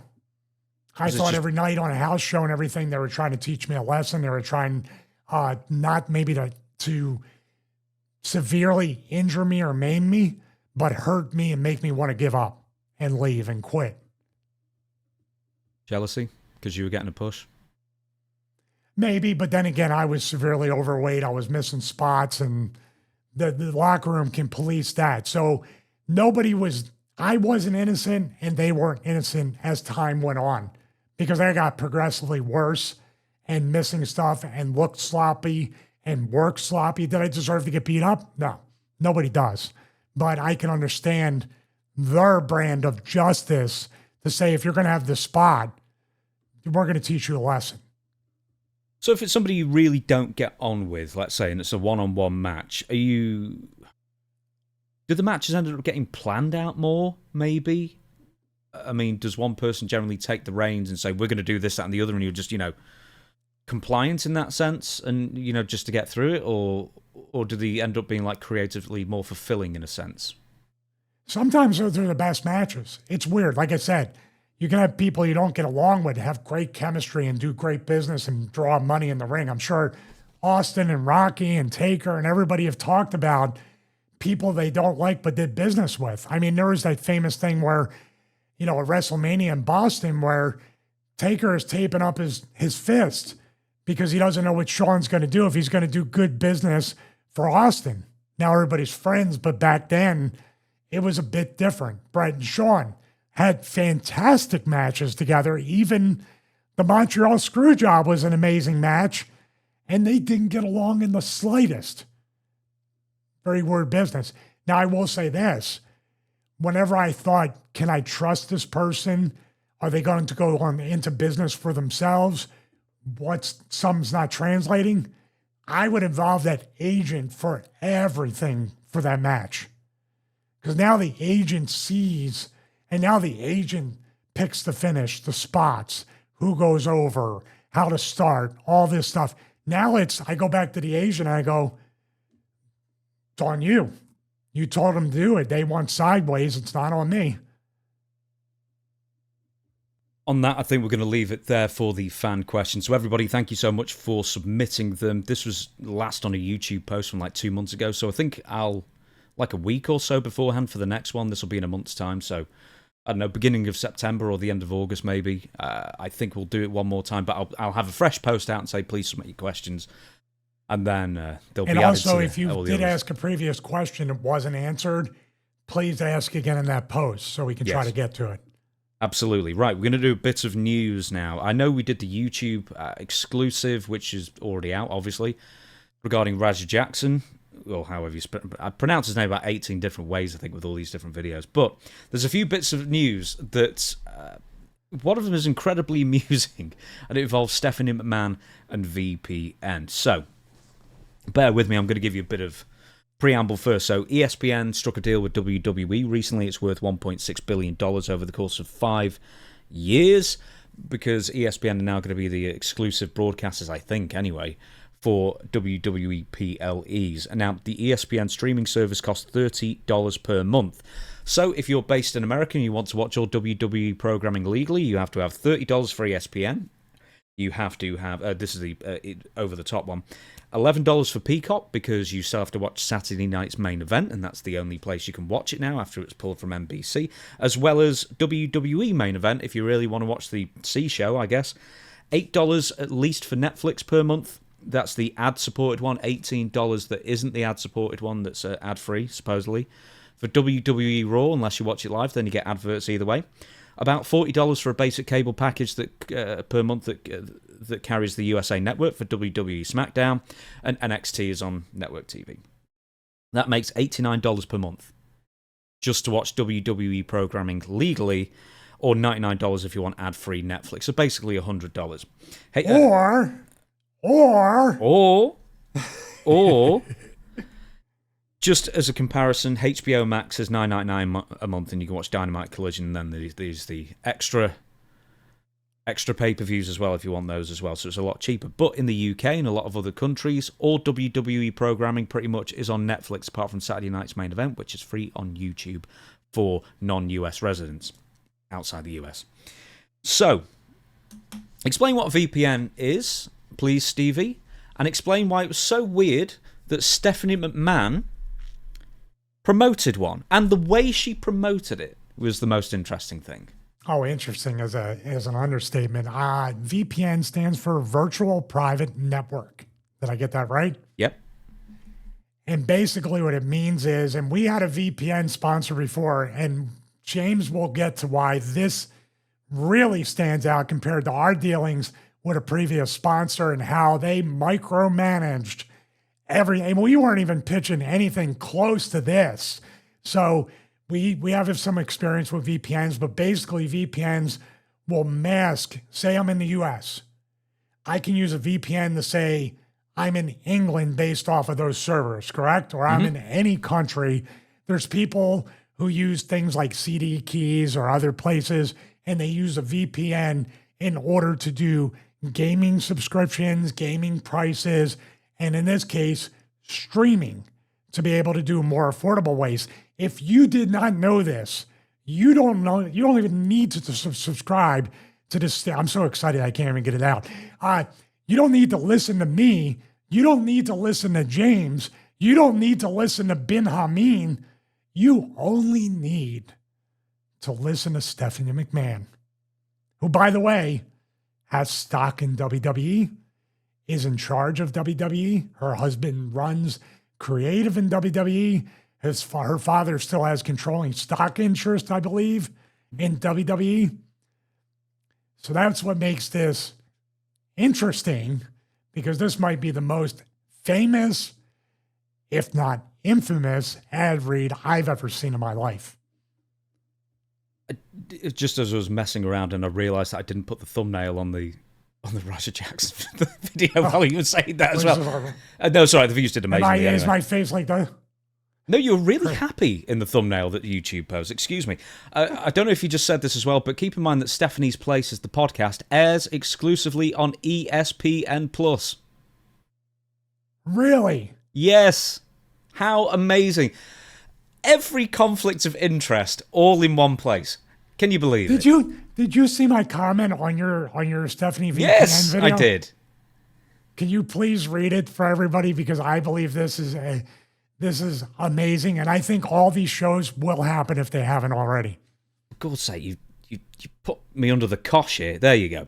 He said, well, this is you to me. You're never going to be a guest on Stephanie's Places. What's your story? Stephanie's Other Places. What's another story? Stephanie's Vacation Places. What's Stephanie's story? Stephanie's Gym Places. Storytime with Stephanie. Stephanie sold her places. Bedtime stories with Stephanie. What's your VPN Places? VPN stories with Stephanie. Stephanie's Secret Places. What's your secret story? And all the upcoming shows planned. Cannot believe I got through that without flubbing it. I can't believe these shows are actually going to happen. Man. Lord. Oh my God. How in the world? I mean, this is It's amazing. Everybody is supporting. Stephanie's never been more popular since this. She is for the people. She is based. All the comments on your video are so pro Stephanie. They're admonishing you for even having a problem with it. But we're not having a problem with it. We're just in amazement. It's kind of astonishing. Anyway, yeah. Once again, people miss the point. Could you believe? Anyway, Stephanie McMahon. Have you got the video? Right, you've got the video, but you can't play the audio, can you? No, I can't through this, but no, I mean, it's the watch along. I've watched this ad probably. WWE, I think, has earned probably about $2,000 in AdSense off the times I've watched this because I couldn't believe what I was hearing. Right. Are you tired of boring commercials that pay our bills? This is going to be. Hey, do you guys hate wrestling as much as we do at the Stevie Richards show? Hey, you know that $1.6 million, $1 billion 5-year deal that WWE struck with ESPN made possible through advertising to fund this? Right, let me get the video up. It's Stephanie. You can get an Elgato prompter and it can be right in front of you here to make eye contact. You don't have to be so obvious that you're doing an ad read. And she looks like, when she smiles, it scares me. I don't know why. WWE on Netflix is truly the best thing ever. But there's one catch. Not everybody gets that. A lot of you are still watching WWE the old school way, on cable, dealing with boring commercials while I'm enjoying uninterrupted action. Yeah. Oh, my back, I laughed. I can't. You pack of idiots. God, my back spasms. My back spasms. Boring commercials gets me every time. Oh, my God. Thank God I'm getting an injection today. Oh, my God. Dude, that will never not be funny. Let's watch one more time. A lot of you are still watching WWE the old school way, on cable, dealing with boring commercials while I'm enjoying. This is a boring commercial. Oh, God. I can't get enough. Action. Let's fix that with today's sponsor, VPN. Sorry, I edited it. I put a boing in, so we don't know what the VPN is. You can research it, it's fine. But they're not paying us anything, so we're not plugging them. So that's... right, a lot of people seem to be missing the point. It's like, Stephanie's doing us a favour. And like, man, why are you being mean to Stephanie? It's like, look, we're not being mean to Stephanie. We're being mean to Stephanie and everybody else who thought somehow a WWE-affiliated podcast... WWE owns the podcast on ESPN+. How that doesn't completely undermine the $1.6 billion deal that WWE and ESPN has just struck with each other... And Stephanie McMahon, who works for WWE on ESPN Plus, is telling you not to get ESPN, you mug, because you can get all the WWE programming for 10% of what don't buy ESPN. You can just get it for practically free if you just get a VPN for $2 a month or whatever it is. Beggars belief, man. Yeah! My back is spasming so much from laughing so hard, and I am literally sweating. My tank top is soaked, and I've never been more entertained by anything in WWE than that ad read. And by the way, for anybody that thinks or believes that she went off to have the reservation and ad-libbed it, that is a script on a teleprompter that she's reading that was vetted, approved, and here you go. It sounds good to me. My father built this company. Let's get rid of that ad revenue. And by the way, also, Jonathan Coachman had told Vince Russo, who John used to work at ESPN, they are not happy, and they shouldn't be happy. They've gone nuclear over much less than this. And in wrestling, by the way, I say it all the time, wrestling has become too comfortable in a lot of ways and really comfortable with licensing deals, thinking they have the upper hand and leverage. Dude, what if ESPN turns around and says, we paid you out this for whatever, give us this much money back, bye-bye. Because ESPN has the NFL network too. What do they need WWE for? You don't think they're playing too fast and loose. You don't think one network or streaming service will turn around and say, bye, we don't need you. And they've already, ESPN, I can't believe after the grift, let's call it what it is, the grift that they've run on USA multiple times, they ran on Fox and they ran on past places they've worked with. The ESPN should be smarter than this. TNA, Netflix, forget about TNA. $8 for the ad-supported one. That's all it costs us.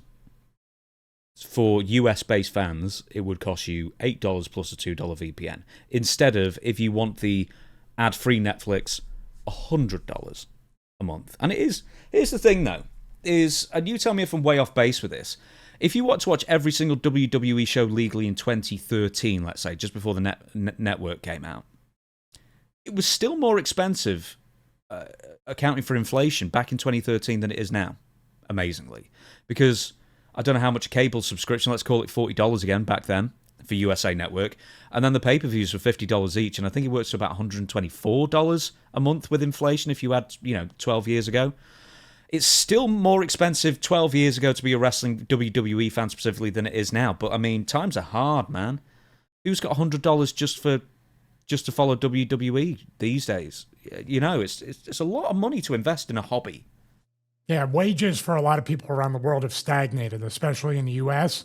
Cost of living's rising. We're in a whole different world, literally, than we were in 2013. And while it seems like inflation accounting for it, that it's actually not as expensive, people are not making as much, and people are much more credit card debt and a lot more stuff to deal with. Rising food prices too, right there and then. Rising housing, rising food prices factored in make this much more expensive and much tighter for people to do that. Something you wanted to add on to this as well, because you texted me last week and said you wanted to make mention of this. Do you think this sort of like $100 or at least $89 entry point to watch all the programming, if you're, hardcore fan, Peacock, you've got to sign up to ESPN cable, whatnot, do you think that's going to run off a significant portion of fans? Well, from the comments that I saw about it, yeah. I did the video where I said, to some degree, the $30 a month, if you're a fan of ESPN and whatever they're offering outside of WWE, I don't know if you could check that out to see what the $30 a month covers, because I believe the NFL portion of their agreement, that's a completely different streaming service and monthly. I think they charge you a monthly, and in an annual, you save a little bit. But people got on me because I said, well, if you're a real wrestling fan and you really want to watch all the pay-per-views and the stuff that ESPN is offering outside of wrestling, it might not be a bad deal. And think about this. The pay-per-views pretty much run packages from everything from Raw and SmackDown and the previous pay-per-views. So you get caught up real quick just watching the pay-per-views. Trying to find it. It won't let me on the website. If I only had a VPN, which I do. With plans for ESPN to acquire NFL media, NFL Network will be distributed as part of the service in the future. In the meantime, the service will carry additional NFL content, including interactive features and out-of-market preseason games, while ESPN will have the ability to offer bundles of the service with NFL Plus. So I think you might be right there. So these are two separate bundles. There's the WWE one they're probably offering ESPN the Ocho. It's a bold strategy, Cotton. Let's see how it plays out for them. One more thing. We can talk about ticket prices ad nauseum, but there was a fan thing that said they spent $2,700 equivalent for a gold package that included meet and greets, and they worked out that the face value of the ticket was like just over $300, I think. And then the rest of the gold package was essentially a buffet and a very, very quick photo opportunity with Rusev, White, Six, and B-Fab, and I think they even said the seats weren't that good. Oh, and a commemorative pin. For over $1,000. So not even a chair. Not even a chair. No. So there you go. Hey, things are getting expensive in WWE. I mean, it's almost like the haves and have-nots now. The haves can afford the tickets to go to the shows and whatnot, and then they're pricing out people who are struggling for money. Yeah, no different than any other professional sport. I've spoken about it a couple times. NFL offers personal seat licenses. That is for the opportunity to buy season tickets, not the actual cost. And that is thousands of dollars. So they priced everybody out. They priced everybody out of everything. I like sitting at home watching stuff, but now they know we're going to get you whether you go to the game, go to the event, go to the wrestling pay-per-view, or sit at home. We're going to charge you. Let's move on. The Rock and his weight loss. Have you seen the Smashing Machine trailer so far? I have not. I saw the cover. I know there's a ring announcer that's been, that's the reason why this thing is getting like 10 out of 10, 100% on Rotten Tomatoes. This young British ring announcer is going to make a name for himself, probably getting heat with a lot of people in the business. That's my guess. Yeah, if people don't know what Stevie's talking about, someone's put my name on the credits in Wikipedia. I don't know why, and I don't even know enough to like take it off. So I actually believed it. You're not my in the movie? My sister did. I text my sister and say, "Look at this," and she actually thought I was in the film. I was like, "No, just a joke. Someone's playing a joke." Anyway, right. So the trailer for the Smashing Machine, he's looking huge in it. Obviously, he's got to be at least 265. He's playing. Put it this way, I thought the film, when I originally heard it and I saw the photos, I was like, oh God, it's Rock in a funny wig. He's playing somebody 30 years younger than him. It's going to be terrible and made for... Apparently, it's really good, and I'm really pleased because Mark Kerr was one of my guys back in the old UFC days. I thought he was great, and, in the old Pride days especially. Based off the documentary called The Smashing Machine, and it follows, his... rapid downfall from grace. He was the best fighter in the world at one point, and then he very much wasn't, due to crippling addiction. Anyway, Dwayne "The Rock" Johnson plays Mark Kerr in The Smashing Machine. It's got great reviews and all that kind of thing. But at the Venice Film Festival, he didn't look like Mark Kerr at all. One, he didn't have the wig on, and two, he has markedly lost weight. Some news sites are saying 60 pounds. And this is 60 pounds in the course of a few months. Yeah, I hope he's okay. I know he did a podcast, and we commented on it, I think, where he said that he was having heart issues. And that's why he was going to change things in his life, change things, pretty much everything. And did he allude to the fact that the heart issue was the main reason or one of the reasons that he was not at WrestleMania 41? No. As far as I know, no. Because this interview, and I keep my ear to the ground, I checked the news. This one completely flew under my radar, that interview.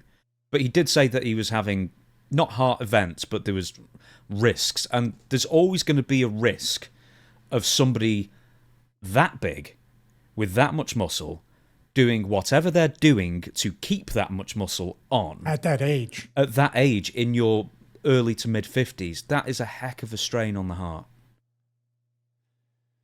Yeah, but, it's hard to you don't want anybody, he's a father, he's a husband, he's got a big family. You definitely don't want anybody to go too early. But when I saw Rock maintaining that size and getting even bigger and getting shredded and having like literally a 28 or 30-inch waist along with that size, you have to think there has to be an end to it. Whether you voluntarily, which thank God it looks like he did, voluntarily stop, or you're stopped for good. For good. So, and there may be a career path for this, which, by the way, there's nothing wrong with being another Arnold Schwarzenegger action star. And Rocky he's been a top action star for like a decade or more, right? Yeah, I think from Fast and Furious, I think it was 5. I still haven't got that right. Well, even G.I. Joe. So now, yeah. G.I. Joe and Rundown. Doom. Doom. Oh, no, everybody wants to forget about Doom. I know, I thought I'd mention that. But with the Rundown, where he had lost the size and he was lean, that and Journey to the Center of the Earth, there's a scene where he's walking through the bar in the beginning of the movie, and Arnold Schwarzenegger says, "Good luck." That was like no. He doesn't say that. He goes, "What? Have fun." That's it. Oh, I'm sorry. Everybody have fun out there. I really like the run. Okay, for you, it's the Rundown. For whatever reason, they renamed it for our market as Welcome to the Jungle. So that's Really? how I know that film, yeah. See, I'm probably one of the few people who actually quite like Walking Tall with him in it as well, but he was so slim. No, that was a good movie. It's Neil a decent McDonough is movie. one of my favorite actors. Who is? Johnny Knoxville? No, Neil McDonough, the guy who played the bad guy. Yeah. Oh, he is really good. He's really good. Dwayne Johnson, anyway. He lost, like, in 2001. You were seeing him working in the ring and everything. He went from, 275 he was billed as. He's probably every pound of it in, 1999, 2000. And then somewhere around 2000 to 2001, apparently he dropped down to about 220. I don't know if that's his weight when he was still wrestling. But the word on the street is that he just basically stopped eating. And other things, I'm sure, as well. And, completely changed his training regime as well. But he dropped significant weight back then because his management at the time said, in between The Scorpion King and then whatever the next film that there was, it's like, dude, if you're this size, you're going to be very limited in the roles that you're going to be offered. And he was trying to, make the best of a Hollywood career, leave WWE. Well, that's his own story when he left WWE and they didn't renew his contract in 2005. Heavens to Murgatroyd. That's a Johnny Good Ace Lord. thing. Sorry, Rock, we got to let you go. You just, you're always welcome back. What about today? No, not today. I got to go look at a Victoria's Secret catalog now. So, anyway, he lost a huge amount of weight back then. Is it just dangerous to lose that much weight? I mean, it's different when you're in your 30s to your 50s, though. Any weight gain or weight loss to that degree is very, very dangerous. The weight gain, obviously, with the musculature means, you can tear ligaments, tear muscles, tear tendons, and of course, the joint impact. What's he feeling like with 60 or more extra pounds on him, taking bumps in a ring in his 50s? Now, the weight loss, I don't know. I mean, I don't know what kind of diet he was on. Did he cut out meat? Is he a vegan now? Is he on some kind of different regimen? Ozempic. I don't know. Get on the Ozempic. I'll tell you what. Here's what I thought too. When you're that big with a 28-inch waist, now before it used to be things like Winstrol and other things that would lean you out as you're big. Was there Ozempic involved with the weight loss as you have? Now you have two different things potentially or allegedly, in this case, putting strain on your heart. Very, very dangerous. Not to mention, like I said, you're working, adrenaline's built up. You're working, not very often, by the way, getting in the ring, working 10, 15, 20-minute matches. You don't think you're going to have a heart attack just from that. There's a lot of danger involved. What did you make of his appearance then? So this is the first time I guess he's been out in public in quite a while, doing photo shoots and whatnot. Were you taken aback? Do you think he looked good? Did you? I thought he looked a bit old. Actually, I thought he was looking his age a lot more. Well, you're gonna obviously go from that big down, stretch marks, wrinkles, your face thins out. I know that from the spine infection. I can't get weight back on my face or body from it. But then again, here's the thing in wrestling. You've heard me say this before. Healthy is sick. So people think he looks sick because he's not a monster, but I thought he looked lean. For all we know, when he takes a shirt off, his arms, shoulders, chest, he's just lean, but he's more shredded than he's ever been. Who knows? My hope and my prayer, though, is that he is healthy. Whatever heart issue or risk that he spoke about can be managed with the weight loss. And this is a business decision too. I believe Rock wants to open himself up for more serious roles. Maybe, and listen to this, James, maybe the most serious role he will ever play in 2028 or 2032. I think Rock's going to run for president. That's been suggested many times over the years that he would. I mean, people were suggesting that back in 2000 when he appeared at the Republican National Convention, I think, even though it was meant to be bipartisan. Can you believe that? I'm sure The Rock was there bipartisan, but, WWF at the time, they were when they were. Well, they did put on a match between Trump and Hillary. That was Ace Steele as Trump. It was indeed. Who was Rosie Rosie O'Donnell? If that was I the don't same know. one. I don't know. Okay. Let me ask you this, though. Yes. I follow everything. I try to follow everything. There's nobody lined up for 2028. So Rock would be smart to maybe do that. And if he had the size, guess what people would say? He's President Camacho from Idiocracy. So now he looks more like a politician. Right, I've got one more thing to add, actually. After this, do you think he's done with wrestling, physically wrestling in the ring? Because it seemed like he was going to be involved with 41, with Roman Reigns at one point. Then that went out the window quite early, apparently in the creative. But then I think maybe people might have suggested he might have been at WrestleMania next year, and now if he's lost this much weight, is he going to be in trunks in front of all those people? Is his heart not where it needs to be? Do you think he's done? I hope so. I don't know. I can never answer that because never say never. And he is on the board at TKO. So he's involved with WWE. But man, I personally, selfishly, be done with it, Rock. I mean, he had a great run. That WrestleMania 40 thing, it started off kind of touch and go with the whisper in Cody's ear and taking the world title shot. But it turned into some interesting TV leading up to that. And that last 15 minutes of WrestleMania 40, if you're going to be remembered for anything, that was probably the best finish to any WrestleMania that I've ever watched. One more thing per Deadline's reporting. This is from Empire. Mouth-wateringly pitched as a sort of Hawaiian something come something because that was in red lettering and my colour ink has run out, so I don't know what it says. Charts the hitherto untold story of a merciless crime boss as he battles for control of Hawaii's criminal underworld against rival syndicates and corporations throughout the 60s and 70s. Now, Dwayne "The Rock" Johnson is attached to this. Emily Blunt is attached to this. Leonardo DiCaprio is attached to this. And Martin Scorsese is pegged to direct it. Now, you were saying he wants to be taken more seriously. He definitely did with The Smashing Machine. Obviously, he can't lose weight because he's Mark Kerr. And Mark Kerr is, or was at the time, enormous. But do you think this is a second phase of wanting to be taken seriously as well? Oh, yeah. I mean, when you look at everybody that's around him with this movie, how can it not be taken seriously? This is obviously going to be a serious, dramatic movie, and you have stars in it that have signed on. You have a director like Martin Scorsese. I mean, The Rock is a big name, but still, this is really raising his level up as far as movies. This is something like being in, De Niro and Joe Pesci were always in the Scorsese movies. So they were taken seriously. Rock after this, and maybe is this film going to be out before 2028?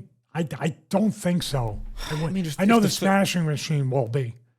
Oh, yeah, that's out in October. This, I guess it would be out 2027 latest, I suppose. Maybe 2026. If they're filming now or filming soon, it's generally like a year turnover, maybe 18 months. I would dare to say that if he stopped making movies or at the end of 2025, 26, he stops, that would be an indication that and obviously he has to have an exploratory committee to run. He has people talking. He has to start making the talk show circuits where people say, you should run. Because him being a reluctant candidate would go further than him volunteering it. And obviously the Oprah thing is going to come up with the Hawaii stuff and the fundraising and things are going to come out. So with him lowering his muscle size and everything, I think he's trying to take one of the bullets out of the chamber that people can say about him. Mm-hmm. Right then, I know you keep looking at your watch. Do you need to get going? Or have you got time for the final segment? I'm looking down at the iPad, actually. No, I was looking at this. We're just making sure it's working. Tens unit. Yeah. Okay, then we're going to finish with this. It's a What Went Wrong segment. And this is something I think I don't know if somebody tagged me in on it or I found it on Twitter, whatever it was. And this is back from 2003, WWE Raw. Now, you are on the outside. You are obviously the valet or manager or whatever you want to call yourself of Victoria.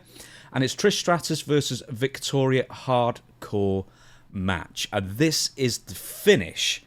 Stevie, over to you. What went wrong? All right, thank you, James. And I did watch this back. I thought it was the fire extinguisher spot because this is the Chicago street fight, correct? And we should definitely do a watch along on Patreon for the full match. They did a great job in this. And there was a spot with a fire extinguisher where I couldn't get Trish. I look up and I hit myself. I thought that was the whiff heard around the world. But this here is a close second. And let's take a look at it. So here comes Victoria to swing. And basically it's going to be a roll up with the head through the ropes. And I was more worried about Trish, by the way, because you can see right away, I was more worried about this right here. The whiplash. That's a Tommy Young retirement bump right here, hitting the neck on the rope.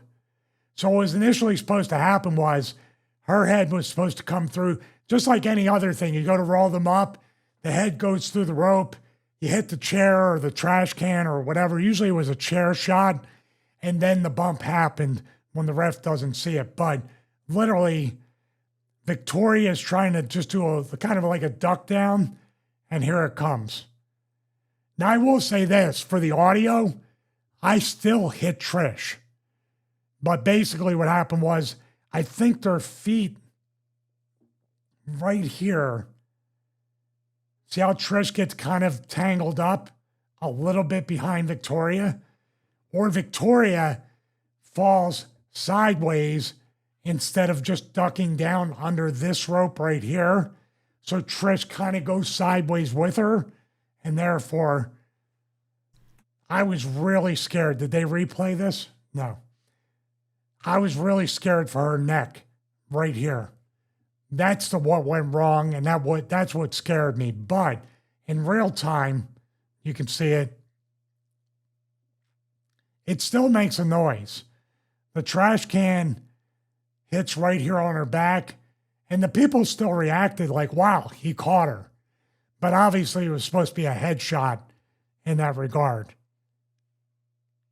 It's a shame that you don't have the fire extinguisher clip, because I didn't realize that was part of it as well. Well, that was a what went wrong on purpose. Oh, right, that was more of a what went right. That was just a spot that we came up with. But yeah, when I walk away and kind of dip my head down, I walk by Victoria and say, is she okay? You know what I mean? You don't see what I'm saying, but I'm talking to Victoria, walking by, is she okay? And Trish is so tough, man. I mean, you could see with the bump she took and everything, and this is where the referee's watching her, and she's moving, thank God, because I got to go back to it. This is me, like saying, yeah, but I'm worried about Trish. I mean, I'm not quite as excited about the win. You notice that? You know, because really, you go to this, man, you could break your neck on this. That's the scary part.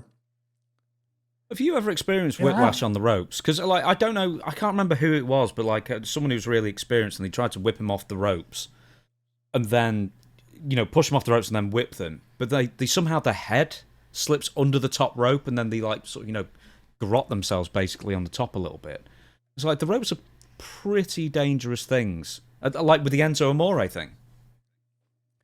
Yeah, and he took a chin underneath, and he slid all the way. Now, the thing with WWE is, I think, and it's my guess, that it doesn't happen as much as it did like with Tommy Young and the NWA and maybe AEW, is those are cables. This is rope. So it's much looser, much more forgiving, but you're still taking a whiplash in this direction full force and then getting hit with a trash can lid. So yeah, thank God she's okay. Did you ever see the one where Vince McMahon was in a battle royal? It was like the end of 1998, and like he's thrown out, but somehow his head goes... So as he's thrown out of the ring, right, his head ends up under the bottom rope, and then he, you know, he sort of does that, he hits every part of him, completely uncoordinated, but it's you know, he's the bad guy. Well, you know what it's like? It's those, when you double legs, I've done it to Dreamer a million times. They're underneath the bottom rope. Their arms are here. You double hook their legs, and they end up hitting the bottom rope. You know who did that too? And I thought he got hurt? When Maven eliminated Undertaker from the Royal Rumble and Taker went over, he caught underneath his chin, and you might not think that's a big deal. Your body's coming over, and then your neck's going backwards with your vertebrae. It's kind of like the guy who did the shooting star in the botch watch and lands chin first with his neck backwards. So it's scary, man. That's where real violence might not look as violent as wrestling, but it's dangerous. So I'm glad she's okay. On that basis, everybody, thank you so much for watching. That was Stevie Richards' show, episode 62. Next week, I've no idea what we're doing next week. We'll figure it out, I guess. So, Stevie's got to go and have a procedure right now, so he's looking forward to that. But it's just left for me to say thank you so much for watching. We'll be back again next Friday with a brand new episode, a new clip every single day on the YouTube channel as well, going from strength to strength to strength, as I am very, very proud of as well, as I know Stevie is, and he thanks you as I do for subscribing, and so many more people doing it every single week. And over to Stevie to take us out, and thank the Patreon supporters as well. Yeah, I definitely want to thank everybody here at YouTube. Please subscribe, click the bell to get notified. We surpassed 134,000 subscribers in the past week. We really do appreciate the support. Also, especially comment below. We appreciate that. And when we post those questions or the question for the questions on the YouTube community post, we appreciate everybody being interactive. Over the past 2 or 3 times we did that. Speaking of interaction, we appreciate everybody at patreon.com/Stevie Richards. As a matter of fact, somebody just requested to Stephanie McMahon in a comment, thank you so much, Stephanie. Any other money-saving tips you have for us? Gotta love it. So patreon.com/Stevie Richards. James thinks it's you got me, brother tier, but it's actually the thank you, brother tier, and also our producer tier. We just did an extensive behind-the-scenes tour, which, by the way, the home studio has never done. James can attest to that I'm always obsessing over it. We appreciate everybody for watching episode 62 of the Stevie Richards Show. See you next week for episode 63.